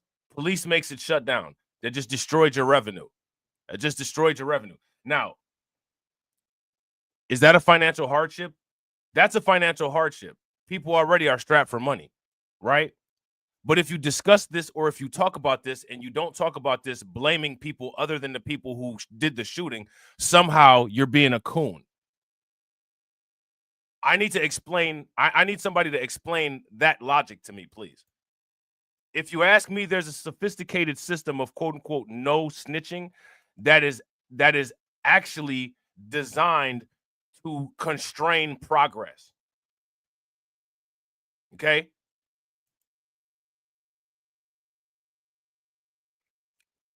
So there's that. Shout out to everybody watching. I appreciate you guys. We got 22 live. We got 19 likes. We need 3 on the like button to get to the 1-to-1. If we can get 3 likes, if we could get 3 shares, if we could get 3 people hitting the bell, that would be wonderful. All right. Shout out to Detroit 313. Detroit 313 says this has something to do with the message behind of lyrics. Look at how they got Young Thug behind those lyrics. King Von, remember him? Yep. Turned out to be a real life serial killer, and they listened to his music. Yeah. Pro crime culture. Where did the pro crime culture come out of? Came out of Democrat run city. Win Loser Rug, shout out to you, bro. Win Loser Rug says they adopted their thought process from their Democratic cult leaders. Facts. If you guys would agree with Win Loser Rug, give me a thumbs up. If you guys would disagree, give me a thumbs down. So we see the pattern with these things, right? We see the pattern with these things. These are undeniable facts. New name. Now, the identities of those victims we mentioned have not yet been released by police. We're hoping to learn more about exactly what led up to the shooting and the identities of those victims at that press conference we mentioned set for later on this afternoon. We'll keep you posted as soon as we learn more. Now we're live outside of Northwestern Memorial Hospital. I'm Marissa Perlman, CBS News Chicago. Now, I more than likely, most of the people who went to that event probably did not think that they were going to leave the planet, not in a SpaceX vehicle. Right? Not in a SpaceX vehicle. But that's what ended up happening. So again, it's just more evidence, pro-crime culture. Right? Pro-crime culture. You can't get away from it. We did it on Common Sense last night. Meantime, a refresher on P. Diddy's 5 counts. Put them on the screen. Racketeering, conspiracy, sex trafficking of Cassie Ventura, transportation for prostitution of Ventura and others, sex trafficking of Jane, transportation for prostitution of Jane and others. They've come to a verdict on the bottom 4, Vic. The top one, racketeering. They're still unclear on that. What's going on here? What's going on is the jury is confused or they're unconvinced. If you have a group of lawyers and you try to describe what a racketeer... Let me see. We're going to go past this Diddy stuff because everybody knows what's going on with the Diddy stuff. Let me see. We're going to go here. I think this should be good enough. Oh, here's Trump on Alligator Alcatraz. Perfect. These people come in here, they want to go home. And they want to go home, so we immediately send them home. Where it's appropriate. Now, somebody's a... Yeah. Now, shout out to Detroit 313, right? Detroit 313 brings up a good point. Detroit 313 says, yet they worshiped King Von like he's some sort of god and had children 12 years old in the black households, had them dressed up with 12 gauge to meet up at a school to delete a kid in the morning. I mean, what do you say? What do you say to that? And what's fascinating about that? Let me ask you guys this. Of the centralized YouTube media, how many people did you see talking about that? If you bring something like that up, the only thing that people will do is just repeatedly call you a coon. They'll repeatedly call you a Sambo, and then they'll bring up some other instance somewhere else of somebody else getting shot and not deal with the current data that's being discussed, because this is the only thing that they can do. I don't know why people like weak soldiers so much, but people love weak soldiers on YouTube. Killer, we don't send them anywhere. We put them in maximum security. I mean, it's in your neck of the woods, Nicole. What do you think of this? I actually think it's brilliant. I know that there are a lot of people. I was just having a discussion with a friend this evening, and she's like, yeah, I know people that were out there protesting and they're so upset, and all these environmentalists. You know what? This is a space that should be used. It's already there. It's not harming the environment to put them there. And frankly, I've been discussing a number of prison breaks on the news recently. I don't see any possibility of prison breaks when you're surrounded by alligators, pythons, and mosquitoes. You know, it's just outside of Miami-Dade County, Collier County. And I think it's actually very smart, good use of space. And let's do what needs to get done. Let's get beds, and let's get these immigrants back to where they belong, back to their home countries. I'm out of time. I want to put this up. Fox News writes the following about the University of Idaho murders. Brian Kohberger, as part of the plea, he will apparently not have to explain himself or answer why he committed the crimes. The Gonsalves family, this is Kayla Gonsalves family, says, quote, this one is from the victims. At a bare minimum, please require a full confession, full account. Shout out to AB. AB said, my guy Charleston White called Vaughn a demon. I mean, he deleted a lot of people. You know what I'm saying? He deleted a lot of people. Shout out to Win Loser Rug. Win Loser Rug said MFs are so insecure that self-analysis and critique are shunned and attacked. Facts. Now, if you're not able to self-critique, you know, and self-analyze, then that means that there's no possibility of innovation, advancement, or evolution, right?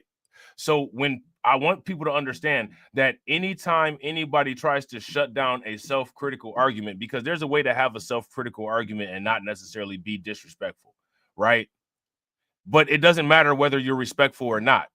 The centralized YouTube media will attack anyone who's not on 100% board with their particular narrative, right? So if you're not on board 100% with their particular narrative, what they will do is they will attempt to weaponize the algorithm to destroy your channel, like what's been done with mine. And I don't care. You know what I'm saying? I don't care, because I don't know, maybe not. But at some point, people will start waking up and wondering why nothing is happening. You know what I'm saying? At some point, people will wake up and wonder why nothing is happening. Make it make sense. And Win Lose a Rug, crazy. Shout out to Win Lose a Rug. Win Lose a Rug said her face is so annoying, everything she say is racist.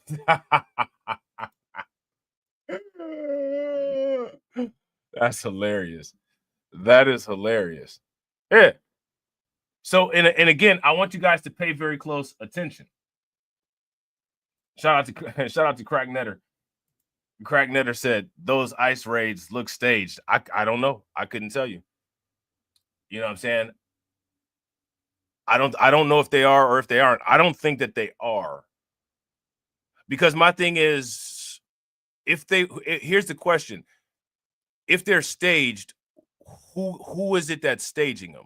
Right? Because the thing is that you have now, unless it's a collaborative effort to stage them, right? Unless the Democrats and the Republicans are collaborating together to stage them, who's staging them?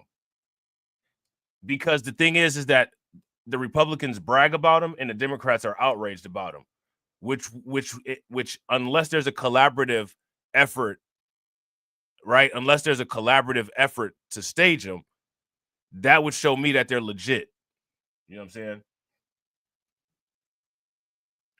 Shout out to Crack Netter. Crack Netter said, and how come no footage from the Haitians allegedly beating up ICE? Oh, you didn't see no footage of that?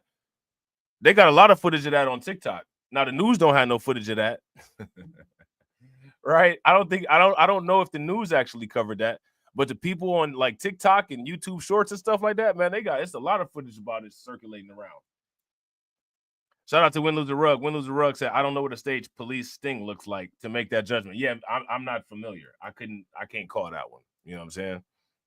Accountability, location of the murder weapon, confirmation of the defendants, they acted alone, and true facts of what happened that night. We deserve to know is the last line. And they do, Vic. They deserve to know. I've got about 20 seconds for you. They do deserve to know, and Idaho has a Bill of Rights for victims. What they don't have an obligation to receive. So that was all they had as far as the Alligator Alcatraz thing. Let me see what else they got over here. So how many people heard about this sting, right? It was a fentanyl bust, right? A fentanyl bust that led to the conviction of two quote unquote Chinese nationals. Now, let me ask you guys this. How many people remember the content that we did as far as talking about the Chinese nationals at the southern border? You guys remember? If you guys remember, give me a thumbs up. If you guys don't, give me a thumbs down. Now, shout out to Detroit 313. Detroit 313 said, I didn't see ICE agents coming after the Haitians getting deported. Go to TikTok or even Google search and search ICE versus Haitians in New York City. It was in Flatbush. There's a lot of content on those about it. But shout out to Crack Netter. Crack Netter says, like typical psyops, just switching around the races of the characters. Now, here's my question. When we say like typical quote unquote psyops, what is a typical psyop? Let's define what a typical quote unquote psyop is. And here's my question. Who is the psychological operation on? That's my question. Because that's what psyop means, right? Psyop means a psychological operation. And a psychological operation, to create public sentiment, or a psychological operation to, sway public opinion. Who is this mass migration, immigration, mass deportation? if this is indeed a psyop, right? Who is it on? Shout out to Cracknetter. Cracknetter says this one is on the essays. Now, here's my question. How? How so? Explain. Because the thing is that when it comes to the quote-unquote Mexicans getting deported and all that, that's a situation that's literally, for the most part, restricted to California. In most cases, everywhere else, it's Venezuelans making up the large majority of people. Right? So, if you ask me, in my opinion, in this particular, and again, another thing is too, a lot in California, a lot of the ICE agents are also quote unquote the essays, right? So my question would be, what is the means, purpose, and intended outcome of this quote unquote psychological operations?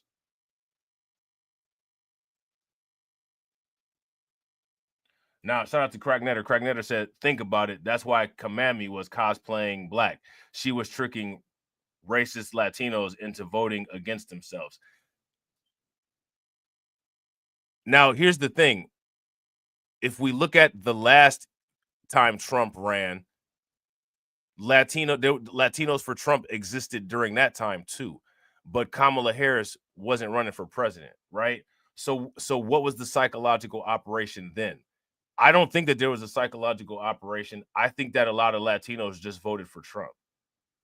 You know what I'm saying? Like I don't think that it was a psychological operation. You know what I'm saying? I don't think that Latinos voted for Trump en masse because of Kamala Harris. If you pay attention to what was going on social media, there was more black content critiquing and going in on Kamala Harris than there was quote unquote Latino. You know what I'm saying? Shout out to Cracknetter. I'm just saying there was a Hispanic rapper, I forget what his name was, and he was banging for Trump, you know, back in like 2016. So my thing is, you know, and then you know he messes with Ted Cruz and Marco Rubio. They just mess with Trump. You know what I'm saying?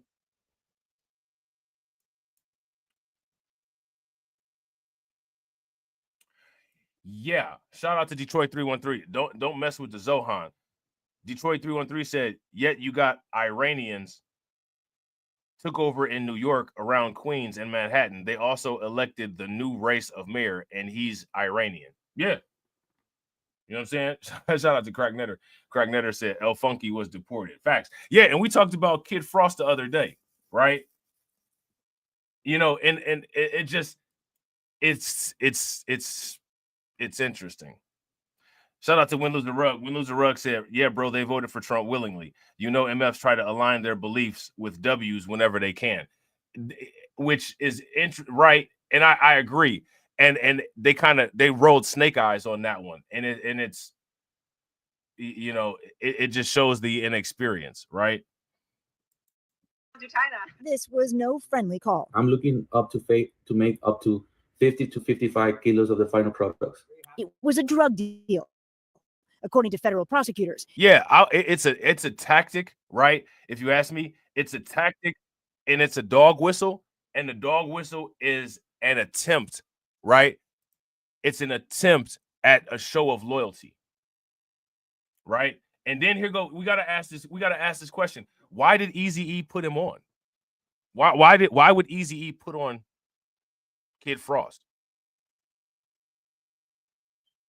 So to me, if you ask me, you know, rest in peace, Eric Wright, right? Any critique against somebody who may be, you know, toxic like Kid Frost, the critique should be, all fingers should be pointed at Eazy-E. What are you doing, bro? The intelligence and the incapability of a lot of these quote unquote rap OGs needs to be put on the chopping block for trial.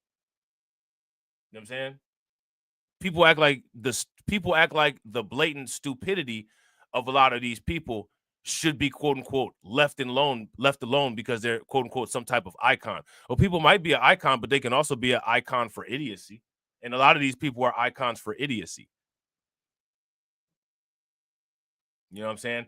Shout out to Cracknetter. Cracknetter says Eazy-E was in the dope game, so he probably used the SA plug. So, and again, you got to ask why you doing that? Why are you doing that? You getting a markup. You see in Belly, they went to Jamaica to use a plug. What's Eazy-E's excuse?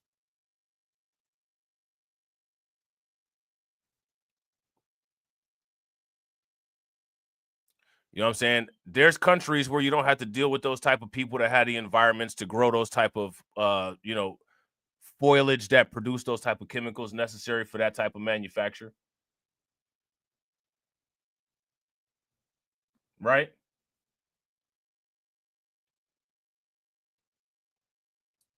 Right? You can grow poppy seeds.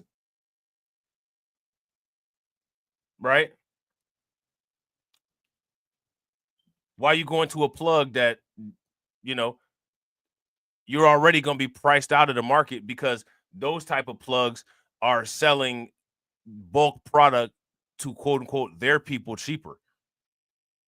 I never understood all these rappers that, they use all these weird names in their, talking about, these plugs.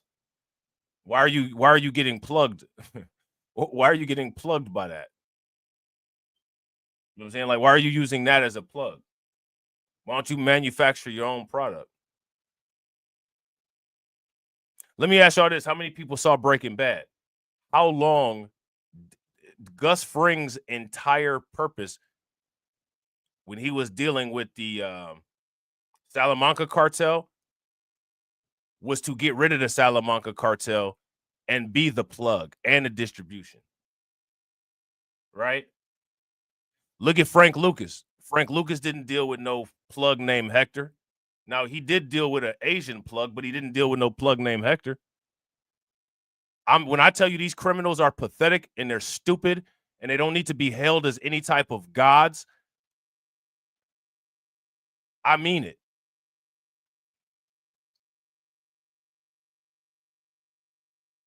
It's crazy to pay honor to people that hate you. It's crazy work to me.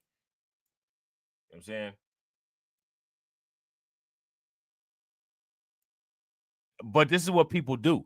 And then the thing that's crazy is that the people that do this, they don't get criticized. Somebody like me will, well, why are you being so hard on the person? I'm not being hard on the person. I never charged that person $20,000 for a brick. What are you talking about?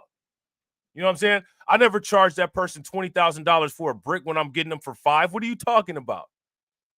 But it's the pro-crime, stupid crime, anti-accountability culture.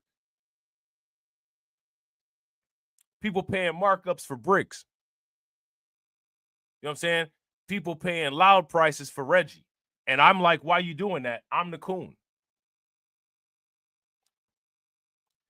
There is a barricade to pointing out idiocy in order to allow decentralization of idiocy. You know what I'm saying? Shout out to Detroit 313. Detroit 313 said, well, there was a reason why Eazy-E is in the dope game because he was a Crip against the Bloods. But again, so the thing is that he was a Crip against the Bloods, but he's still getting product, right, from a ethnic criminal organization that hates him. When you could be working together using your criminal enterprise to do all that, to manufacture all that. You know what I'm saying? And again, it's just more evidence of the backwards hustle. Shout out to Unsunken One. Unsunken One said ninja tax is high. Ninja tax is high because ninjas don't pay ninjas. That's why ninja tax is high. Ninja tax is high because if you're getting some product from the cartel, they're selling it cheaper to La M.A. They're selling it cheaper to Norteños. They're selling it cheaper to Sereños. They're selling it cheaper to Latin Kings. You're all the way down the line.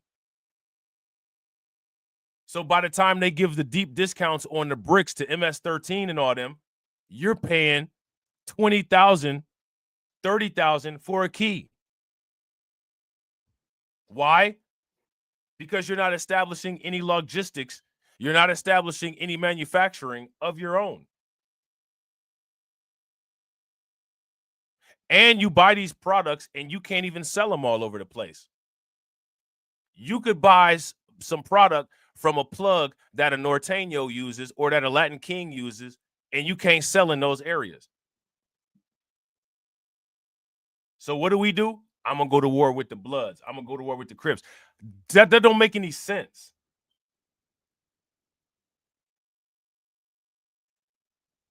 And see, and I want people to pay attention. You see that? That's destroying people's egos.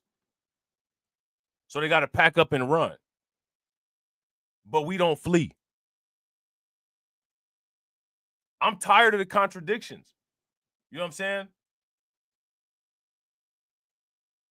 People that contradict themselves, you can punk them easy. You can punk them easy. You know what I'm saying? All you got to do is just bring up something that they said, sit them down real quick. Yeah, shout out to Win, Lose, or Rug. Facts. Plus lazy criminal culture. So they rob each other. Facts. Shout out to Crack Netter. Crack Netter said they often hump the same girls too. Yeah. I mean, and again, people look at this nonsense and they look at this nonsense as if it's the wider culture. And when people say, hey, a lot of us, man, we don't feel that. I don't feel somebody should look at me as those people because I don't engage in activities that those people engage in. And if I did engage in activities that those people engage in, trust me, I would engage in those activities in a Frank Lucas-like way.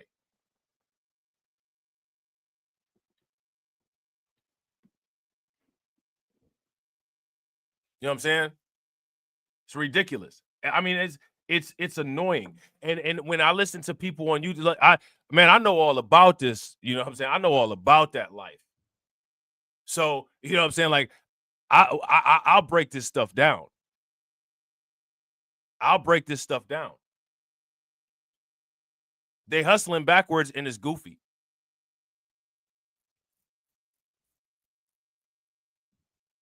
And again, we got to ask the question, why? Let me ask you guys this question.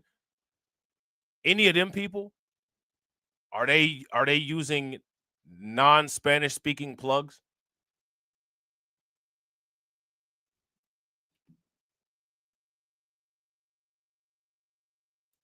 Shout out to Detroit 313. Detroit 313 said, actually not quite, because Eazy-E did use any of that dope money until his solo album, his image to look masculine, that where he had the grenade and rifle for his protection going tour. But this is what I'm saying though, is why would you use the plug that you use? You know what I'm saying? When you can create another plug. And then as a result of using those plugs, let's just say, right, you introduce somebody like Kid Frost into the culture. You introduce him into the culture. He says that he created the culture. And then people are like, oh my God, they sitting up here saying that. They sitting up here saying this. They sitting up here saying that. Hey, who gave him an invitation? Who gave him an invitation? Everybody give invitations to bring tacos to the barbecue. Then they mad that everybody asking where the cilantro at. You know what I'm saying? Like this shit is it's bizarre. It's either bizarre or it substantiates cognitive function talking points. One of the two. And I ask people all the time, which one is it? Which one is it? Because this stuff isn't that hard. That's one of the reasons why they call it fast money. They call it fast money. You know what I'm saying? Somebody's selling dog food, they call it fast money. You know what I'm saying? Like it don't make any sense. And this is why I ask these questions. I'm like explain this stuff to me. A lot of people have moved on. They've decriminalized a lot of drugs, marijuana, and a lot of stuff like that. Like you could a lot of this stuff you could do, and there's no legal consequence or less of a legal consequence anymore. And people are still getting taken out at an increasing rate. There's also drugs you don't even need. Listen, for some drugs, there's so many synthetic drugs out there. a plug is no longer an excuse. You don't need a plug anymore. You can manufacture drugs with synthetic chemicals, cleaning products and stuff like that. Detergents, right? So you don't need a plug for that. I mean, unless your plug is like somebody in the laundry department at a laundromat or at Sam's Club where they can get you boxes of Tide and Drano, right? So you don't even need a plug for that, right? Why are you still using plugs?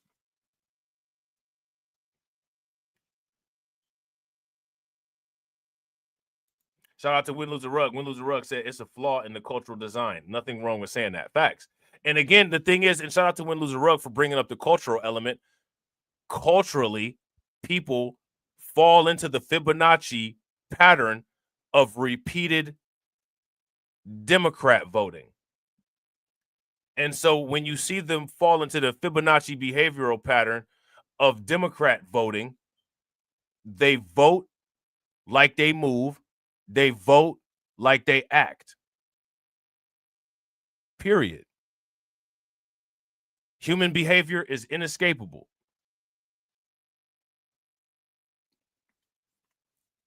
Human behavior is inescapable. People are bound within their Fibonacci retracement patterns. And Fibonacci retracement patterns can be seen all over with anything involving anything, from financial markets down to people's behavioral patterns. So now my question is, again, what's the explanation for that? What's the excuse for that? What's the rationale for that? What's the justification for that? The only response that I'll ever get is the chat number will decrease, or people will say, why you being so hard? I thought these cats was hard. These the gangsters. These the gangsters. I never claimed to be no gangster. These the gangsters. These the gangsters. They the ones that's hard. Or you asking me why I'm being so hard? You know what I'm saying? I'm not being hard. You know what I'm saying? Shout out to Cracknetter. Cracknetter said the Democrats couldn't make MS vote for them. Or MFs vote for them. So that's why they're so high on that deportation list. Yeah. Shout out to Detroit 313. Detroit 313 said until Eazy-E was invited to the White House by Bill Clinton. Now, mind you, you guys recall the government, right? The government, I think it was the Republicans back then, they tried to censor NWA. The pro-free speech party tried to censor NWA. You know what I'm saying? So there's that, right? The video exclusively obtained by NBC News. The executives worked for a Marvel Biotech, a China-based company that sold fentanyl precursors, the raw chemicals used. Shout out to Win Lose a Rug. Win Lose a Rug said, facts, as long as you have brought this up, besides a few of us, nobody has refuted the point. Shout out to you, bro. Facts. And most times, me personally, I attempt to never use refutable arguments. And this is why. I'm gonna tell you exactly why. I am the rocks of the eternal shore. Crash against me and be broken. That's why. That's why. To make the deadly drug. Posting online 100% stealth shipping, prosecutors say, by disguising their illicit products as dog food, nuts, and motor oil. Dog food. Well, we all know that dog food is an illicit product. Let me ask you guys this question. What is dog food? Dog food is crazy work, right? Most people on YouTube so damn stupid, they don't even know they're using a drug reference when they say crazy work. Dog food and crazy work is the same thing. What drug is dog food and crazy work? Let me know. And real quick, shout out to everybody watching. I appreciate you guys. If you all have not smashed that like button, we got 20 and 21. We need one person to smash that like button. We need everybody to hit that bell. We need everybody to share the stream. All right. Definitely appreciate y'all. What drug is dog food? What drug is crazy work? If you see these people on YouTube, everybody say, oh, that's crazy work. That's crazy work. That's crazy work. Be like, for real, you ever shot any? What you mean? What you mean? Shout out to Detroit 313. Detroit 313 said dog food is used for explosive. Yeah, that's facts. This is what I'm saying. Now, and that brings up the perfect point, right? If you do enough research, you can isolate chemicals from just about anything with the right lab conditions, right? So why are people using plugs? Again, is the question. You know what I'm saying? Shout out to AB. Make sure y'all throw some flames in the chat for AB. It's the H, and I ain't talking about Houston. Nuts, and motor oil. The Chinese company arranged to have roughly 3 kilos of the precursor sent to this address in Lower Manhattan. But what they didn't realize was that the person they were dealing with. Now, let me ask y'all this question. Shout out to the people that watch Breaking Bad. They call this the precursor. Let me ask you guys this. What is a precursor?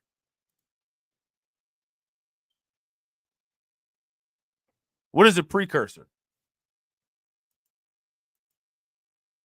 It be people on you, man. Listen, if y'all listen to some of these, I'm gonna call them civilian YouTubers, centralized YouTube media, civilian tubers. Man, these civilian tubers, they talk wild.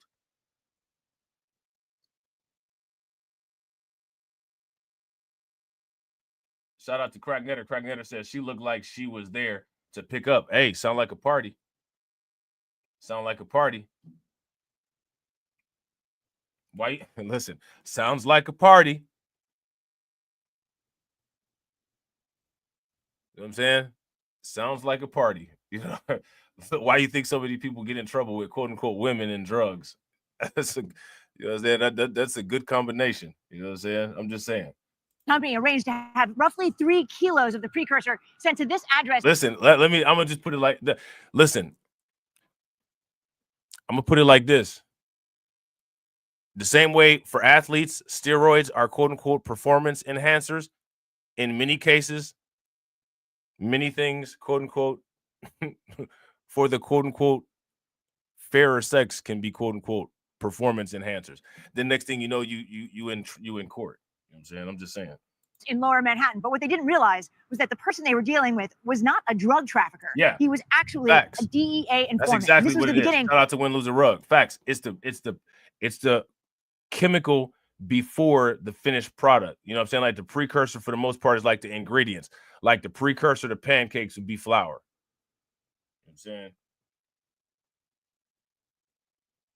It's like the base of the recipe. Facts. You know what I'm saying? The precursor to chicken soup would be chicken stock.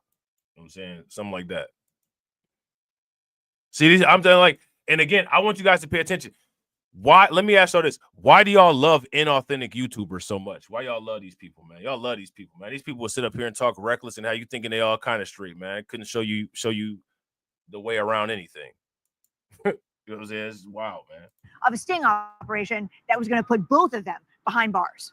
A Marvel Biotech is one of thousands of companies just like it, according to Ray Donovan, former DEA chief of operations. It was one of those companies that we knew was connected to Sinaloa cartel. In Mexico. In Mexico. That's the cartel once run by notorious drug lord. Shout out to AB Promotions. AB Promotions says she looks like she wears boxer briefs and uses the hole in the front. Right? And uses the hole in the front. Chapo Guzman, who now sits in federal prison in Florida. Donovan helped put him there. But soon after that conviction, the DEA's strategy to fight fentanyl started shifting. We had to do more to go after the super facts. Everybody else is anti-intelligent. We're anti-dumb. Shout out to Win, Lose, a Rug. Win, Lose, a Rug said MFs love to be in the middle of the bell curve. That's why we different over here. Facts. Facts. They not like us. bad actors that were way upstream. Bad actors like a Marvel Biotech. But to make the arrest, the DEA had to lure them out of China. And that's what they did. Here they are sipping coffee in the lobby of a fancy hotel in Fiji in 2023, hoping to secure a huge sale. Me, like in Mexico, like I pay officials, so that way I don't have problems. Moments later, both of the Chinese nationals were arrested and extradited to the U.S., where they were convicted on drug charges and money laundering. See, they were talking to an informant right there, clearly. Right? They were talking to either an informant or an undercover. Now you see these Chinese nationals with this biotech company, they were doing business with this cartel. So again, you know, people ask these questions, you know, about the real estate and, you know, China buying up all this real estate. How many people have heard about Chinese buying up all this real estate? If you guys have heard about this, give me a thumbs up. If you have not heard about this, give me a thumbs down. They're setting up trap locations in a lot of places. A lot of these people that are undocumented migrants are basically undocumented trap house workers and distributors for a lot of these illicit drug operations and criminal operations. Okay. And we're going to go into that more. To lure them out of China. And that's what they did. Here they are sipping coffee in the lobby of a fancy hotel in Fiji in 2023, hoping to secure a huge sale. Me, like in Mexico, like I pay officials. So that way I don't have problems. Yeah. Now, shout out to Windows and Rug. See, this is exactly what I'm talking about. Windows and Rug said, hey, I remember that water facility they moved next to. Right. Now, you see how this all ties in? You see how that all ties in? And yeah, y'all can make your boy great. Go hit locals.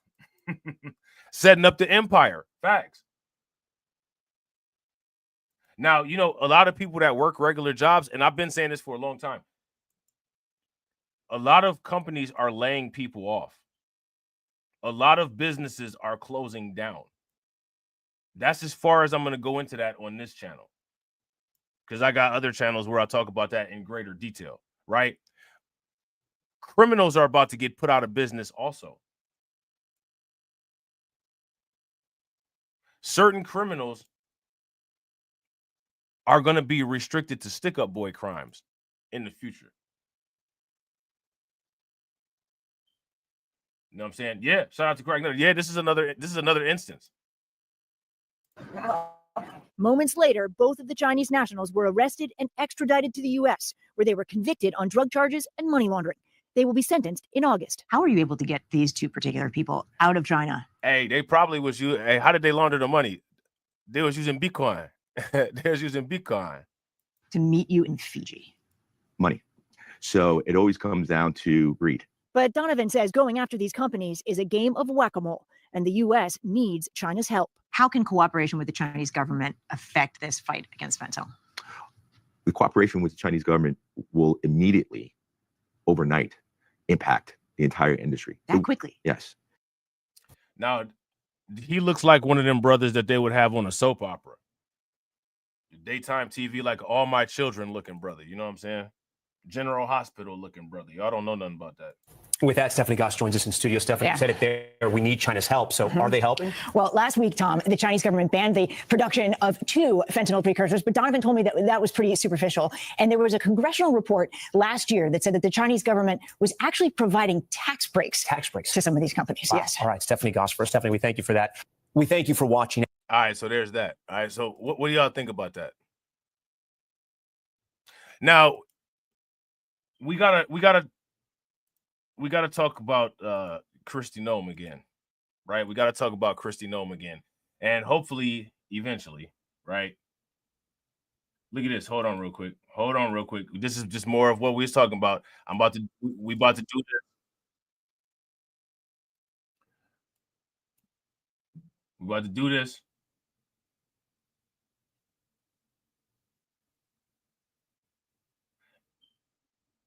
Like, this is ridiculous right here. I mean, you know what I'm saying? Like, again, I don't have time to do all of this content. Like, this is ridiculous. Like, I don't have time for this, man. In the current environment, at least. We just put it like that. Right? Like, in the current environment, I don't have time for this. Right? But hopefully, eventually, one of these days, I'll get there. Right? Let me see something real quick. So we about to take a look at this real quick, and then we're going to get right back on our thing. We're going to talk about OnlyFans model Kristi Noem.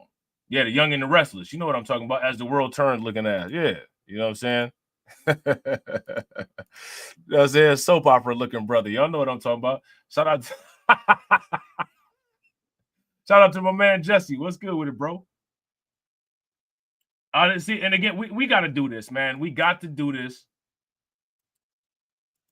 Damn. You know what I'm saying? Like, man, people gonna be mad at this next Crimecast video, man. I'm letting y'all know in advance, people gonna be annoyed with it. The next Crimecast is probably gonna last for like 3 weeks. So if you're not subscribed to Crimecast, make sure y'all subscribe to Crimecast. If the mods could put the link in the chat for Crimecast, I'd appreciate it. You know what I'm saying? Tragedy ripped through Albany's 4th of July celebrations. 10 people were reportedly shot last night.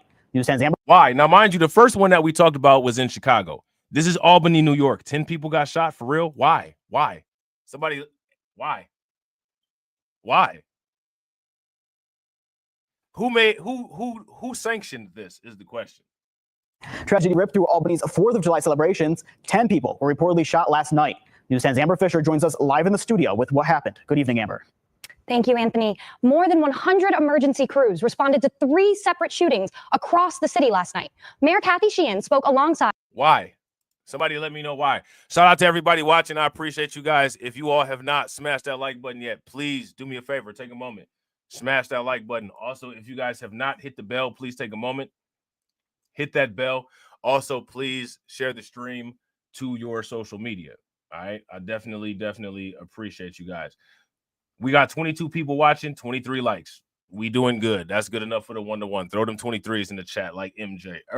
Albany's police chief, as well as the county's district attorney this morning, and they confirmed that multiple crimes and 1 person is in critical condition. The first shooting occurred at 5:30 last night near North 1st Street and Jennings Drive. A 15-year-old boy was shot in the foot. And just as the fireworks display at Empire State Plaza was ending, Police Chief Brendan Cox says a separate fight broke out on Madison Avenue near Swan Street. Why? Why were they fighting? We need to get some of these people from these areas to call into the stream and explain what was going on. Please explain to us what was going on. What was happening there? What was going on? One juvenile allegedly fired a flare gun, and another juvenile fired a handgun. A shot from the flare gun started a massive structure fire at 333 Madison Avenue. I mean, I'm not trying to be, they blowing up neighborhoods. They're blowing up neighborhoods. Like he shot this flare gun and it set off a reaction. It set off a reaction like what happened when they flew the plane into that alien ship on Independence Day. Thank goodness none of these people live by a nuclear, a nuclear reactor or anything. We'd all be dead. You guys realize that, right? If any of these people lived by like a nuclear plant or a nuclear facility, we'd all be dead. Juvenile fired a handgun. A shot from the flare gun started a massive structure fire at 333 Madison Avenue. A nearby home also caught on fire and has to be torn down. When I was 14, 15 years old, my parents, while they might not have always known what I was doing, they certainly would have known if I was running around with a handgun or a flare gun. Chief Cox adds that the minor with the handgun shot 4 victims. They were a 62-year-old woman, a 24-year-old girl, and 2 17-year-old boys. Why did any of these people get shot? What's up with the 67-year-old woman getting shot though? 62-year-old woman, like for real? You moving too slow. Get out of my way. Pop, like for real? Driving too slow. You know what I'm saying? Speed it up, grandma, like for real? Shot 4 victims. They were a 62-year-old woman, a 24-year-old girl, and 2 17-year-old boys. One of the boys was shot in the head. The others have non-life-threatening injuries. Giving a child a gun will not keep that child safe. And we only need to look at last night to see how true that is. While responding to this fire and shooting, an ambulance hit a parked car, which then struck and injured an Albany police officer. That officer has since left the hospital. The third and final shooting happened around 1 in the morning on Livingston Avenue and west of Henry Johnson Boulevard. Chief Cox says 5 people were sitting outside when a group of juveniles allegedly walked up to them and fired. All 5 victims. Listen, I'm not trying to be funny, but let's be 100% honest here. You see how the concrete looks? See how the concrete looks? There's only certain places that you go and the concrete looks like that. Would you agree? If you guys would agree, give me a thumbs up. If you guys would disagree, give me a thumbs down. When you see a picture and you look down and you see the concrete look like that with the grass all in between it, you know exactly what time it is. You know exactly what time it is. And here go the question. That's not a good thing. It's not a good thing. Right? It's not a good thing. It's not good to be recognizable like that. Right? I'm just saying. I'm just saying. Look, I'm telling you, bro. Shout out to Win Lose a Rug. Win Lose a Rug said, "Agreed. The main street by my house looks like this." You can if you don't look up and you just look down, you can tell where you at by how the concrete looks. When the concrete looks like that, you know where you at. You know where you at. Now put the coon emojis in the chat because I guess that just if you talk about this observation that no one can deny, somehow because you spoke a fact, that makes you a coon. Go ahead, throw them raccoon emojis in the chat for me. Victims were hit, including 3 teenage girls, a 14-year-old boy, and a 41-year-old woman. They all suffered non-life-threatening injuries. This is also right. Welcome to the hood. Right now, listen. Now I'm a product of the hood. Right. Shout out to the people that's a product of the hood. You got fake outraged triggered YouTubers that never stepped foot in the hood, never lived in the hood, and when you talk about the hood, they mad about it. They going somewhere, man. You ain't never even picked nothing up from a corner store, and you mad because we talking about how I look outside the corner store, man. Get out of here, man. You ain't like us. You know what I'm saying? Facts. Shout out to Win Lose a Rug. Win Lose a Rug said, "Bro, it's an entire side of the street I never walk on or park on." Bro, facts. Listen, let me tell you something. You can see when I tell you can see full grown dandelion don't look like the dandelions that get cut by a lawnmower. When you full grown dandelions is wild, and when the only time you see full grown weeds is when you walk through certain places and you be like, "Oh, this is what this look like fully grown." Okay. You know what I'm saying? Like, usually, my people be cutting the grass and stuff like that. So, I don't really see it. They only have maybe like 1 or 2 of them cotton tips up top. You know what I'm saying? But you see the leaves all lush and big, and sometimes they be growing like they get fuzzy and they got thorns on them. You never seen no full grown dandelion, you know what I'm saying, until you see like around the fences over there. You know what I'm saying? Right. Shout out to DeAndre. DeAndre said the reason we can identify it is because we grew up in it. Either because we grew up in it or because our grandparents or some older relatives in our family live in an area like this. You know what I'm saying? So, yeah. Look at this big ass tree right here. They didn't did this. If this was any other place, this tree would have been up out of there. This is a safety hazard. This tree needs to be derooted and cut down. It's leaning. It's got 3 branches that's going to lean. This branch going to fall off and fall through one of these houses, and this branch going to fall off and fuck up all these cars over here, but they ain't going to cut it down. You know what I'm saying? Shout out to Win Lose a Rug. Win Lose a Rug said those YouTubers never seen dudes posted outside a liquor store 10 deep, rolling blunts out in the open. Bro, right. Right. They never seen that. They don't know nothing about it. They talk about it based on what they heard on rap albums and stuff they seen in the movies, referencing movies all the time. Bro, I'm reference actual streets. You know what I'm saying? Like, shout out to Cleveland. You know what I'm saying? I'm a reference actual street. You can see this kind of stuff going on Noble in East Cleveland all the time. You can see this stuff going on East 131st and Miles all day. You can see this stuff going on anywhere on Lee Road or Harvard all day.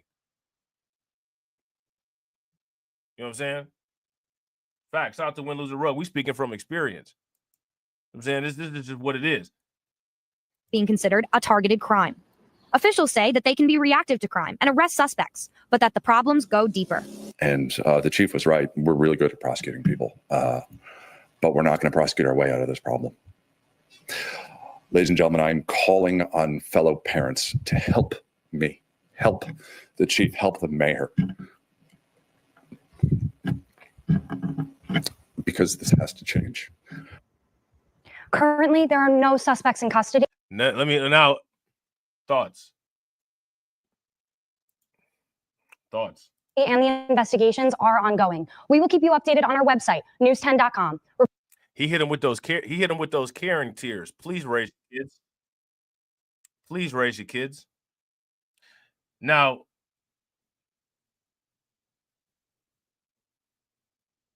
there was another 4th of July shooting.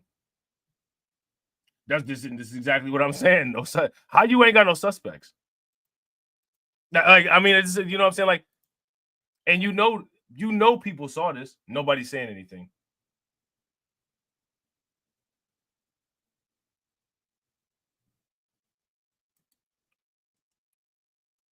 Nobody's saying anything.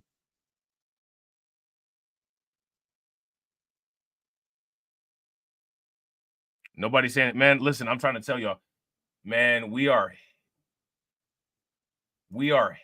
like, bro, I'm telling you, Crimecast, if I'm able to get all this stuff done before my computer shuts off and restarts, Crimecast, I'm gonna have to do Crimecast. I don't know if I'm gonna be able to do. I don't know if I'm gonna be able to do Crimecast on the Crimecast channels. It's gonna be so long. I'm not about to sit up there that long and do all that long content and not even make a penny. I gotta do it on the big channel, right?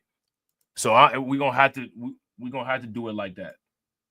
But this next Crimecast is going to be stupid, and it's probably gonna be like 5 hours long, multiple times.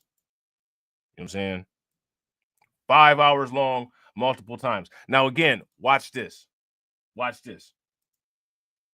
More 4th of July stuff, right? Why are we doing this? Because this ties into the undocumented issue with the 4th of July and the firework, you know what I'm saying, blowing up all them places that had the migrants in them, right? Look at this. A local police chief has some choice words for parents in the area. Check it out. Winston-Salem's William Penn writes, we do our job 24/7. You do yours. So now what you see here, right, in that last situation, the police chief was saying the same thing. Parents, do something about your kids. Parents, do something about your kids. This situation here, parents, do something about your kids. Let me ask you guys this question. Who's incorrect versus / who's wrong? Who's incorrect versus who's wrong? That's what I want to know. Let me know. This comes after 2 shootings in the Triad during 4th of July celebration. Or who's correct versus who's wrong? Who's incorrect versus who's correct? Let me know. One in Winston, another in Greensboro that sent people running for cover. New at 11, Nixon Norman has must-see video from eyewitnesses. Hundreds of people run for cover after gunshots at. And what do? All they do is just go back and talk about this like it's some kind of flex. I was here and it was just all this and this is entertainment to some of these people. I posted it up on my social media. See, this is on TikTok. Pink Tokyo TV. I got some content. Look at all these people outside. Let me ask y'all this question. How many of you all want to live next to this? If you want to live next to this, give me a thumbs up. If you don't want to live next to this, give me a thumbs down. Who looking to buy property next to this? Let me know.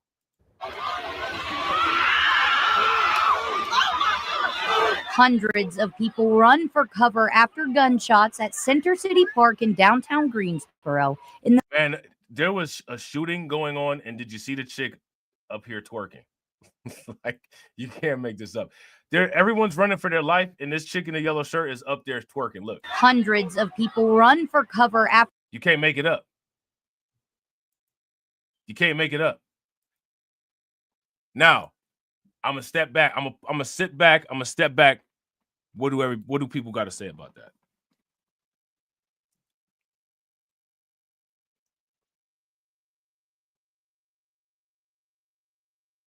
Did they change the camera angle some way and this is fake, or you know what I'm saying? Like, what do people got to say about this? Is my question.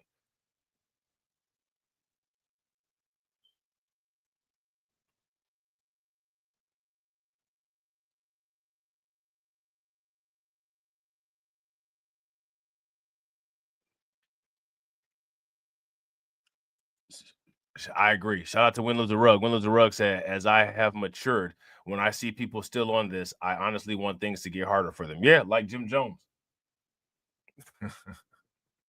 Like Jim Jones, you know what I'm saying? Shout out to AB Promotions. AB Promotions said, this is too many people for me. This is the F stuff. Facts. He going along with the Fox shit. Don't touch me! I'm about to change on your ass! I'll beat your ass with my elbows! Werewolf style! So now I got to ask the same question for this as I ask with everything else. Where's the boss at?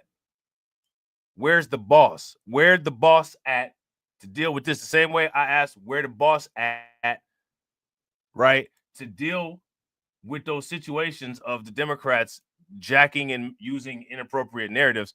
Where the boss at to deal with internal issues like this is the question. Where the boss at? Anybody seen the boss? Where the boss? Who the boss? Where the boss? It's just wild to me that there was a shootout going on and this chick is up here twerking. Like, when situational disawareness meets degeneracy, it looks like this. Hundreds of people run for cover after. That's insane, man. That is insane. There is a shooting going on. Like, there's a shooting going on. Where is the discussions about everything wrong with this situation? Hundreds of people run for cover after gunshots at Center City Park in downtown Greensboro in the midst of 4th of July festivities. You can also see first responders racing to the scene where Greensboro police say 2 people were shot, both going to the hospital, one with life-threatening injuries. Dad Stephen Matthews says he had 3 terrified teenagers there. Why did you let your kids go there? Let me ask you guys this question. How many of you all would have let your kids go there? If you guys would have let your kids go there, give me a thumbs up. If you would not have let your kids go there, give me a thumbs down. Now, again, I want to know what powers to be made these people behave in this way. I want to know. My son ran directly from this park. My daughter ran directly from this park. Matthews says as soon as he got the call from his kids about a shooting, he made his way downtown as fast as he could. I remember walking downtown and I'm walking against the crowd. Walking with a purpose. My goal and main focus was getting downtown and securing and making sure my children were safe. Not only was Matthews a concern. Man, you should have made sure your children were safe by telling them, y'all ain't going to this nonsense. You're going to stay your ass home this weekend. Because ain't no way. The only way my kids would have made it there is if they directly disobeyed me. And I'm telling you, whatever would have happened to them at that party, if I had found out that they directly disobeyed me and went to that party, the worst thing that happened to somebody at that party would have been like light work compared to how my kids would have got dealt with if they went there and I told them not to.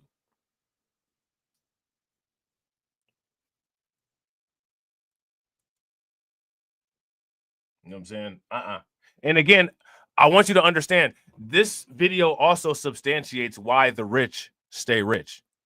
And it deletes the argument of elitism, right? I've come to understand that there's actually no such thing as elitism. Right? I've actually come to find out that there's no such thing as elitism.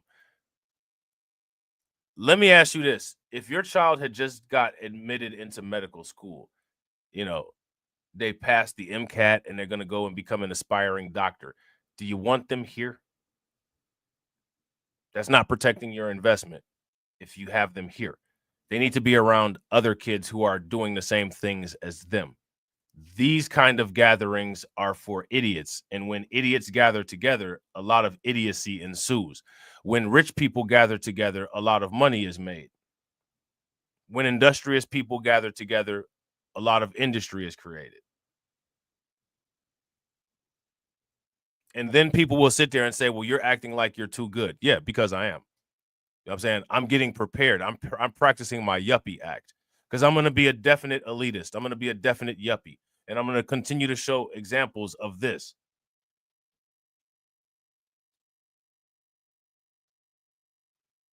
Now, let me ask you guys this question.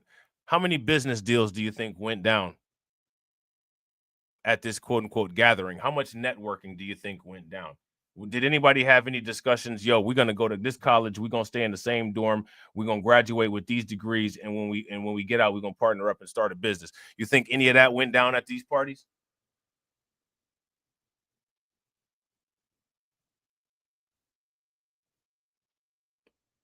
Now, shout out to Intuitively Wise. Intuitively Wise says, it's so sad this generation has to go through this to have fun. See, that's the thing. They don't have to go through that. They don't have to go through this. This is a choice. Again, this is why I keep asking. See, like, if we say this generation has to go through this, we have to figure out who's making them have to do this.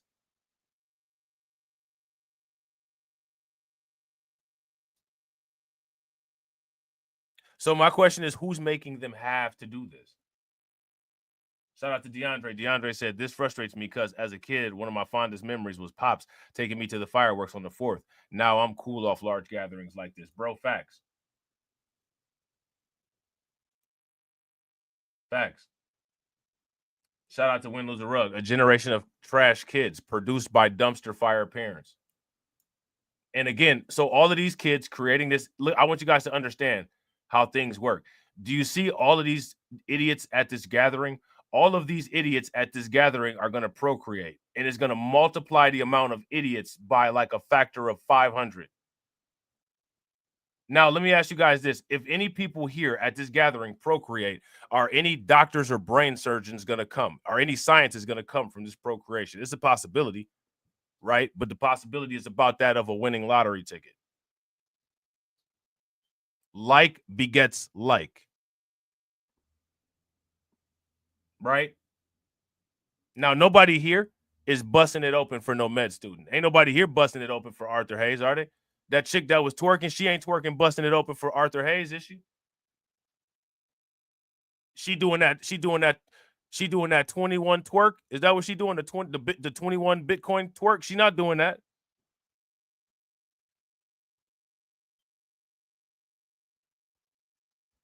You know what I'm saying?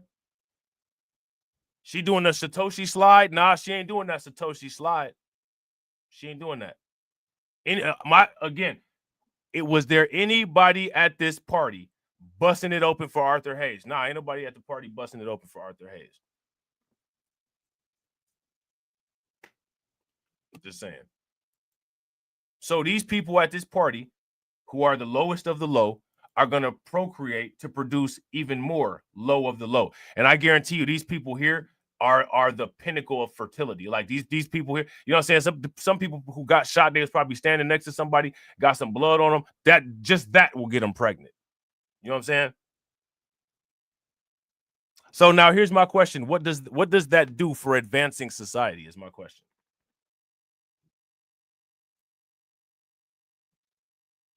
What does it do?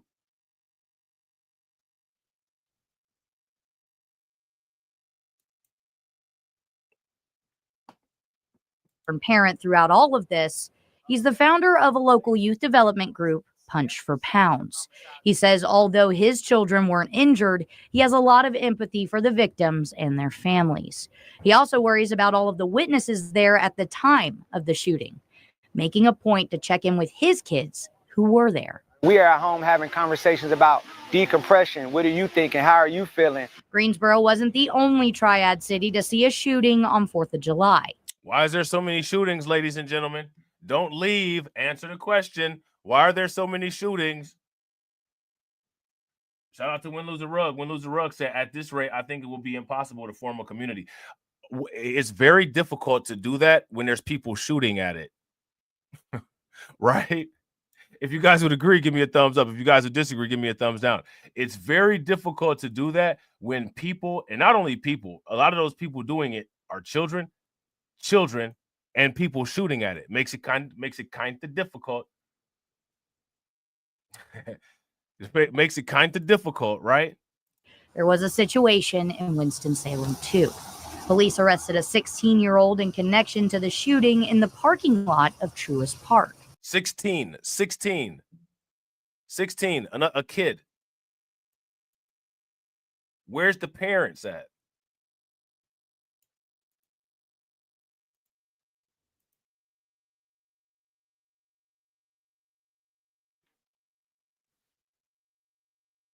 Shout out to Jay Lord. Jay Lord said, we have an entire road, Black Light. This is wild, man.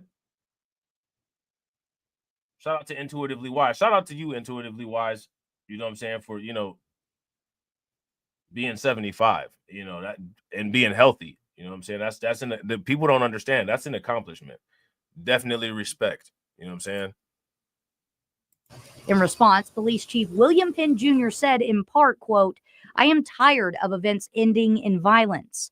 I am tired of seeing the men and women of the Winston-Salem Police Department dealing with your children and the chaos they are causing in our community. I am tired of innocent people and businesses being impacted by your child's unruly behavior." End quote. That's crazy, man. By your child's unruly behavior. Thank goodness none of them were cannibals, though. At least nobody got caught, right? Nobody got caught eating a hamburger or taking a chunk out of somebody's arm, right? And earlier today, President Trump, he visited the grand opening of the new illegal immigrant detention center in Florida. It is dubbed Alligator Alcatraz, alongside DHS Secretary Kristi Noem and Florida Governor Ron DeSantis. During his trip, President Trump touted the work of the administration, what they have done to clean up the mess that Biden and Kamala Harris left. Take a look. It's a great honor to be deep in Florida, the Florida Everglades, to open America's newest migrant detention center. If you care about balancing the budget, the single most impactful step we can take is to fully reverse the Biden migration invasion. I've gotten to know the Border Patrol and ICE very well. Unlike Kamala, she was the border czar, but she never saw the border. She never made one phone call. She was some border czar. She would have been some president. All right, during the visit, DHS Secretary Kristi Noem also... Trump never misses an opportunity to be messy. You know what I'm saying? Trump never misses. He never misses the opportunity to be messy. Real quick, shout out to everybody watching. Again, I appreciate you guys. If you all have not smashed that like button yet, please do me a favor, take a moment, smash that like button. Also, if you guys haven't hit the bell, please take a moment, hit that bell. And also, please share the stream to your social media. All right. Shout out to AB. AB said pointing the finger. Yeah. And again, shout out to Win Lose a Rug. Win Lose a Rug and AB both. They know exactly what I'm talking about. There is no such thing as a shadow ban. Okay? There's no such thing as a shadow ban. I am shadow banned by YouTube viewers because YouTube viewers cannot deal. They cannot handle. They cannot tolerate the way that we dive into topics, and nobody cares. Shout out to J Lord. J Lord said he thrives on messy. I wouldn't disagree. I think it's funny though. You know what I'm saying? Now, you know, speaking of that, right? There was that video about what's going on in the UK that we watched the other day. Do you guys recall that video? If you guys recall that video, give me a thumbs up. If you don't recall that video, give me a thumbs down. Before we get into this, and this is going to be the last stuff that we do, right? This is going to be the last stuff that we do. I want to show you guys a video about what's going on in Poland. And then again, it just never stops. Like we're going to be on this for a while. And I really wish that we could just hurry up and just get this all done in one, you know, in one instance, right? But there's a reason why I do my videos like this. And the reason why I do my videos like this, wait a minute. What the hell? The fuck? Oh, okay. I was about to say. Okay. The reason why I do my videos like this is because I want to have a complete library of everything that can be referenced when people decide to come back and lie about it. Shout out to AB Promotions. AB Promotions said they want twerking at a shooting.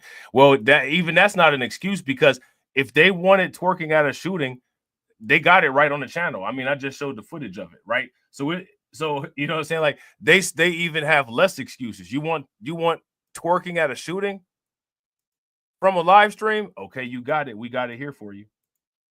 You know what I'm saying? We got the shooting twerkers on stream for you. You know what I'm saying? And they still just stay triggered. You know what I'm saying? They stay triggered. Oh my God, I'm taking out the shit. You know what I'm saying? In more and more Polish cities, you can see people from African countries walking freely on the streets. Most of them are illegal immigrants dropped off by Germany. So you guys see this? What's going on? They got a conflict over here in Poland. We talked about Poland before. That's where they had take you out if you on the border illegally, right? Germany is dropping off African immigrants in Poland. Okay. Now this goes into that argument we were talking about yesterday, and this is very interesting because this is a white people argument, and this is an argument that a lot of conservatives use. I want to know where the Black Americans in Poland are who are causing issues with the Polish population and the Polish people.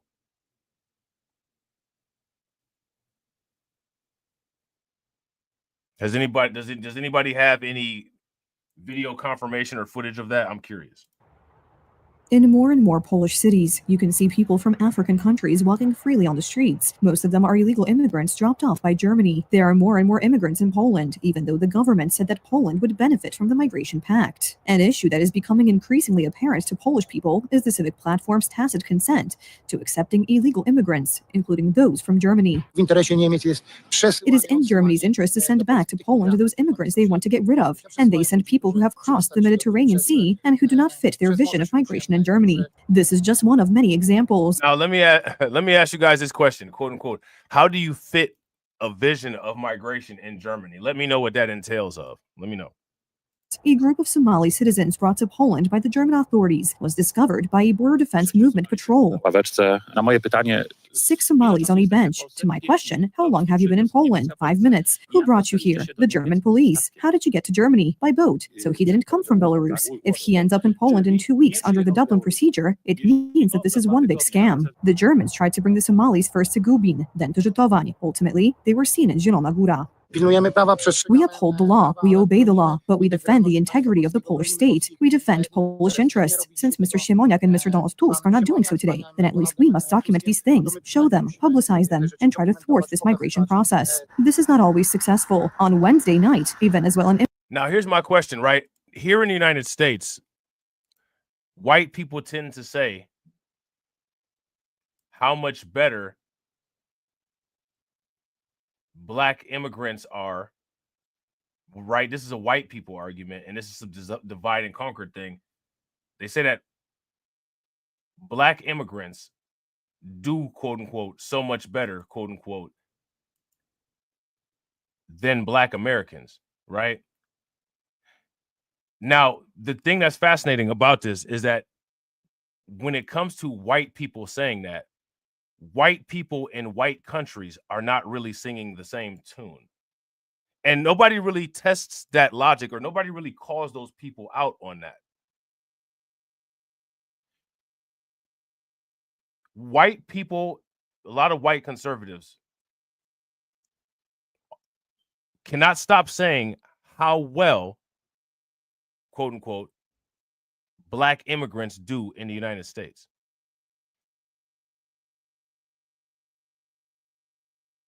What about the rest of the world? I don't know. Let me ask you guys this. Would Polish people agree with white Americans' view of Black immigrants? If they would, give me a thumbs up. If they would not, give me a thumbs down. Now, these aren't questions that we can answer, right? Because we didn't make these comments. These are comments that white people have allegedly made from their observation. So we would have to sit down and listen to the response that they would have. Now, here's my question. Where can we get that response?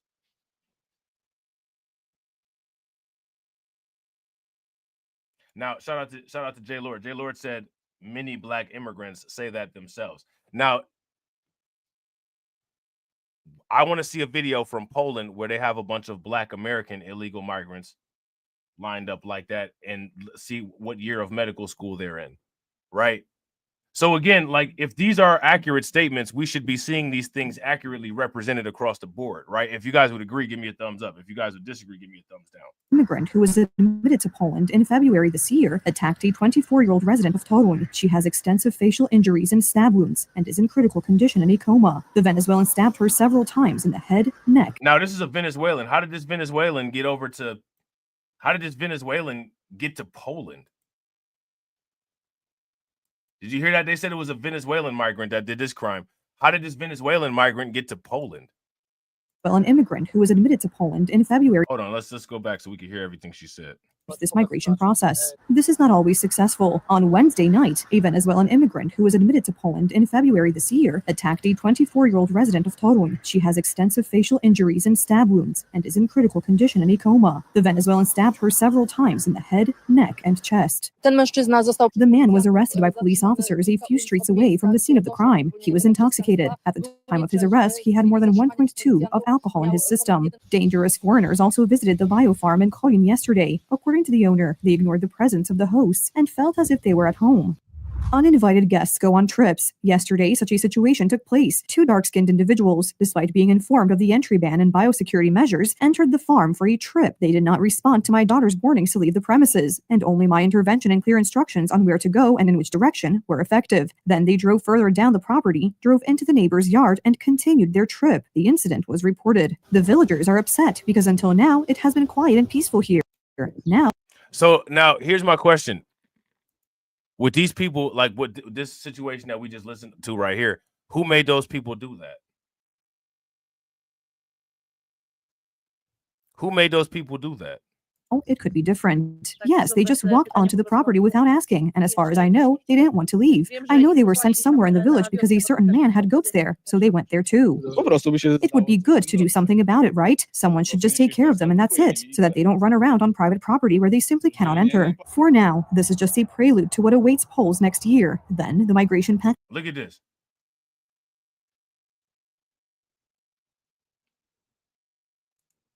Now, you know, again, this goes into a deeper conversation, and sadly the deeper conversation will only be able to be had by us because the large majority are not able to have a conversation, right? But again, what's up with this, right? What's up with this? Will come into force, and tens of thousands of illegal immigrants from Africa and the Middle East will start being brought to our country, and it was supposed to be so wonderful. Poland will be a beneficiary of the Migration Pact. Tusk and Trzaskowski assured that Poland would be exempt from the obligation to accept immigrants because it had accepted refugees from Ukraine. Many of their voters believed them. This entire formation thrives on lies that are systematically treated as a political tool. This has nothing to do with reality, and people live here and now and want their problems, our common problems, to be solved. This is what voters are guided by. More and more Polish people are also realizing that Prime Minister Donald Tusk, who presented himself as a world-class politician, is in fact completely boycotted by the U.S. authorities and sidelined by European leaders. So, you know, again, right, this isn't a issue that's restricted or constrained to the United States. It's been a long time since I've done a Undocumented Bros Global live stream, right? But, you know, we've touched on these things, right? We've touched on these things. So slam fake news CNN for appearing to promote an app that alerts people to ICE agents in the area. Now CNN is pushing back on the claims that they were promoting the app, instead saying that they were just reporting on the app. Here's what they said yesterday. You get to decide. I talked with Joshua Aaron, who is the longtime tech worker who developed this platform, and he said he really wants it to be an early warning system for people about the location of Immigrations and Customs Enforcement officers. So he says he does not want people interfering with those officers' activity, but he does want people to be able to avoid them altogether. You open the app, it looks like a map, and users can tap the map to report an ICE sighting in their area, and then everybody who uses the platform within 5 miles of that sighting will get a push alert. Now, let me ask you guys this question. How many people or how much money do you think has been made from this ICE app? How much money has been made from this ICE app? Is the person that made this ICE app balling out? Yeah, facts. I wouldn't disagree. Shout out to Win Lose a Rug. Win Lose a Rug said that's not the first story of migrants doing something wild over there. Yeah, facts. Facts. If you guys see stories like that, make sure that you all drop them in the Discord. And if you're not part of the Discord, take a moment, join the Discord. This is a free iPhone app. It is anonymous. Aaron says he doesn't collect any user data. Now, this new app comes amid a disturbing surge on assaults against ICE and federal agents that are conducting immigration raids. According to our own Bill Malusian, between January 21st and June 30th of this year, these assaults were up nearly a whopping 700%. Yeah, facts. Shout out to Win Lose a Rug. Facts. I did one in like late 2023 of illegal South Americans over there. Yeah. Again, people should go back and watch all those old school Undocumented Bros and Undocumented Bros global live streams. Again, like it's just everything is literally just going exactly the way we thought that it would go. It's just wild. Over the same time period last year, Department of Homeland Security Secretary, she was with the president today. Kristi Noem is with us. Okay, 700% increase against agents. And you've got groups that are, and I had Pam Bondi on about this last night, they are warning people, are they not aiding and abetting in the law breaking? Are they not responsible for obstructing justice? And she was very open to looking into the criminality of it, or potential criminality of it.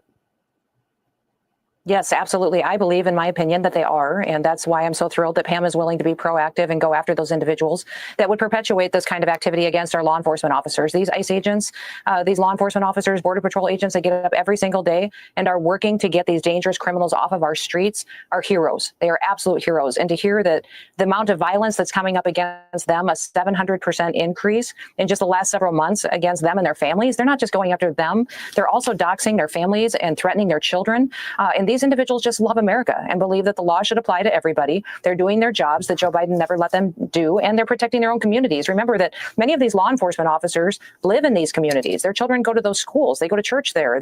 These are their neighbors they're trying to protect. And to have someone like CNN openly describing how to use technology to reveal the activities and the operations that these law enforcement folks are trying to conduct, it's shameful and it could be prosecutable. So I'm glad that Pam is looking into it. And you said, I'm calling out you, CNN. I'm calling out you because you lie every single day about what these operations are. There's been a lot of lying. Right. Shout out to When Loser Ruck. When Loser Ruck said they doxing their cousins. Bro, facts. You know what I'm saying? They doxing their sister-in-law. Like, what? No, Madam Secretary, it's been going on for 4 years. The border's closed. The border's secure. No, it's not. They've allowed in known terrorists, including from Iran. People need to know that. And murderers, rapists, and cartel members, drug dealers, other violent criminals. They've allowed them all in. We don't know the actual number. Somewhere between 12 million, 20 million. How many gotaways? Nobody knows where the terrorists are. How do you find them? It's like finding a needle in a haystack. But you're doing it. Apparently, you have found a lot of people with terror ties in the last 2 weeks.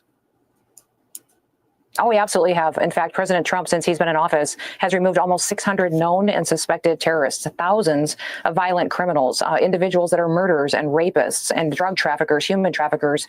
And I talked today about one of the horrific instances of our individuals, our law enforcement officers, having to put hands on individuals that were even cannibals and removing them from our country.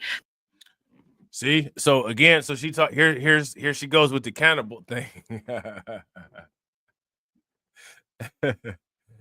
I want to see who this cannibal is. How many people want to see the cannibal? If you want to see the cannibal, put the zombie emoji in the chat. I want to see the cannibal. I want to see who the cannibal is. I'm not going to lie to you.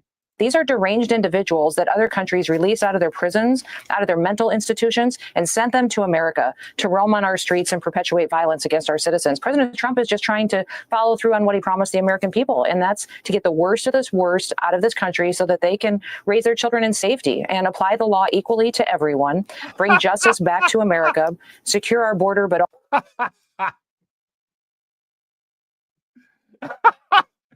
Hey, if y'all agree with Win, Lose, or Rug, give me a thumbs up. If y'all disagree, give me a thumbs down. Win, Lose, or Rug says she's too invested to let that one go. Bro, facts. She taking that one to the grave with her. You know what I'm saying? She's taking that to the grave. She is not letting that go. Also get these dangerous criminals out. And I'm just so proud of him. This facility down in Florida is what I think should be the model for every single state. Go out there and help us partner to provide an opportunity to detain these individuals, to process them under due process and get them out of our country as fast as possible. These kind of partnerships can happen everywhere. We just need governors and leaders to step up and do their jobs. The DHS Assistant Secretary for Public Affairs, Tricia McLaughlin, said that you have been able to, since you took over in January, it led to the detention of over 250,000 people. You're averaging nearly 50,000 arrests per month. That's a lot of arrests. But yet it's really just the tip of the iceberg, isn't it? It is, Sean, but what's amazing to me is, so I just got back last week. We went to 4 countries in 3 days. We went to Honduras, Costa Rica, Panama, Guatemala, and all of those presidents that I met with the president of every country and their leaders. And they said, we have our people coming home because you have shown that there's consequences now for breaking the law and coming into America illegally. Our people are coming home and they're self-deporting and you don't even know about it. We're setting up loans for them to buy houses. We're setting up food assistance and getting them training for jobs. We're giving their children scholarships. So they leave in the United States and getting the same thing that the United States was getting them back in the countries where they're from. That's interesting.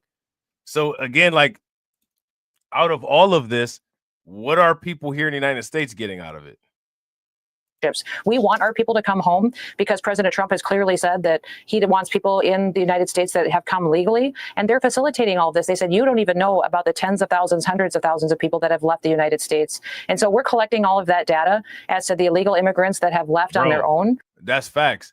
So according to Kristi Noem, they're leaving the United States, right? Now, mind you, for the last 4 years, they got massive amounts of money. They got massive amounts of handouts. They got massive, massive amounts of taxpayer dollars from the United States, right? They got this money, and then they're going to take that money and go back home, and they got these programs at home that they plan on doing for these people. Like, this is just wild. All the while, let me ask you this. People from the United States going to get what? A $600 tax return? So that we know truly the number that, and when they leave on their own, they know they've gotten the clear message. They'll have the chance to come back legally. If they wait until we detain them, until we arrest them and deport them ourselves, they'll never get the chance to come back to America. So they're telling their individuals, come back to our country and do it right. And then you may have the chance to go back and work in America and provide for your family if you do it the right way. This is critical for law and order and safety and security. You're all doing a great job. Thank you for your hard work, your dedication. And this big, beautiful bill is going to provide a lot of needed money for you to finish the job. And we wish you all the success. Madam Secretary, thank you. Appreciate your time. Hey. So, yeah. So I don't know if anybody is aware, but the big, beautiful bill provides a lot of funding sources for ICE. Right. And we're going to have to talk about that. We're going to have to go into that, and we're going to have to take some looks at that. All right. And we will. And it's going to be fun, and we're going to have a good time. You know what I'm saying? The only problem is it ain't happening today. It ain't happening today. All right. But we're going to try to do it again tomorrow, though. We're going to try to do it about the same time. 1 o'clock, 2 o'clock. All right. So if you're not subscribed to the channel, take a moment, hit that bell, subscribe to the channel. If you're not subscribed to my other channels, take a moment, go subscribe to my other channels. Shout out to everybody that came through. I appreciate it. One last time, if you have not subscribed to the channel, subscribe, hit the bell. If you have not shared the video, share the video. If you haven't liked the video, take a moment, like the video. And as always, ladies and gentlemen,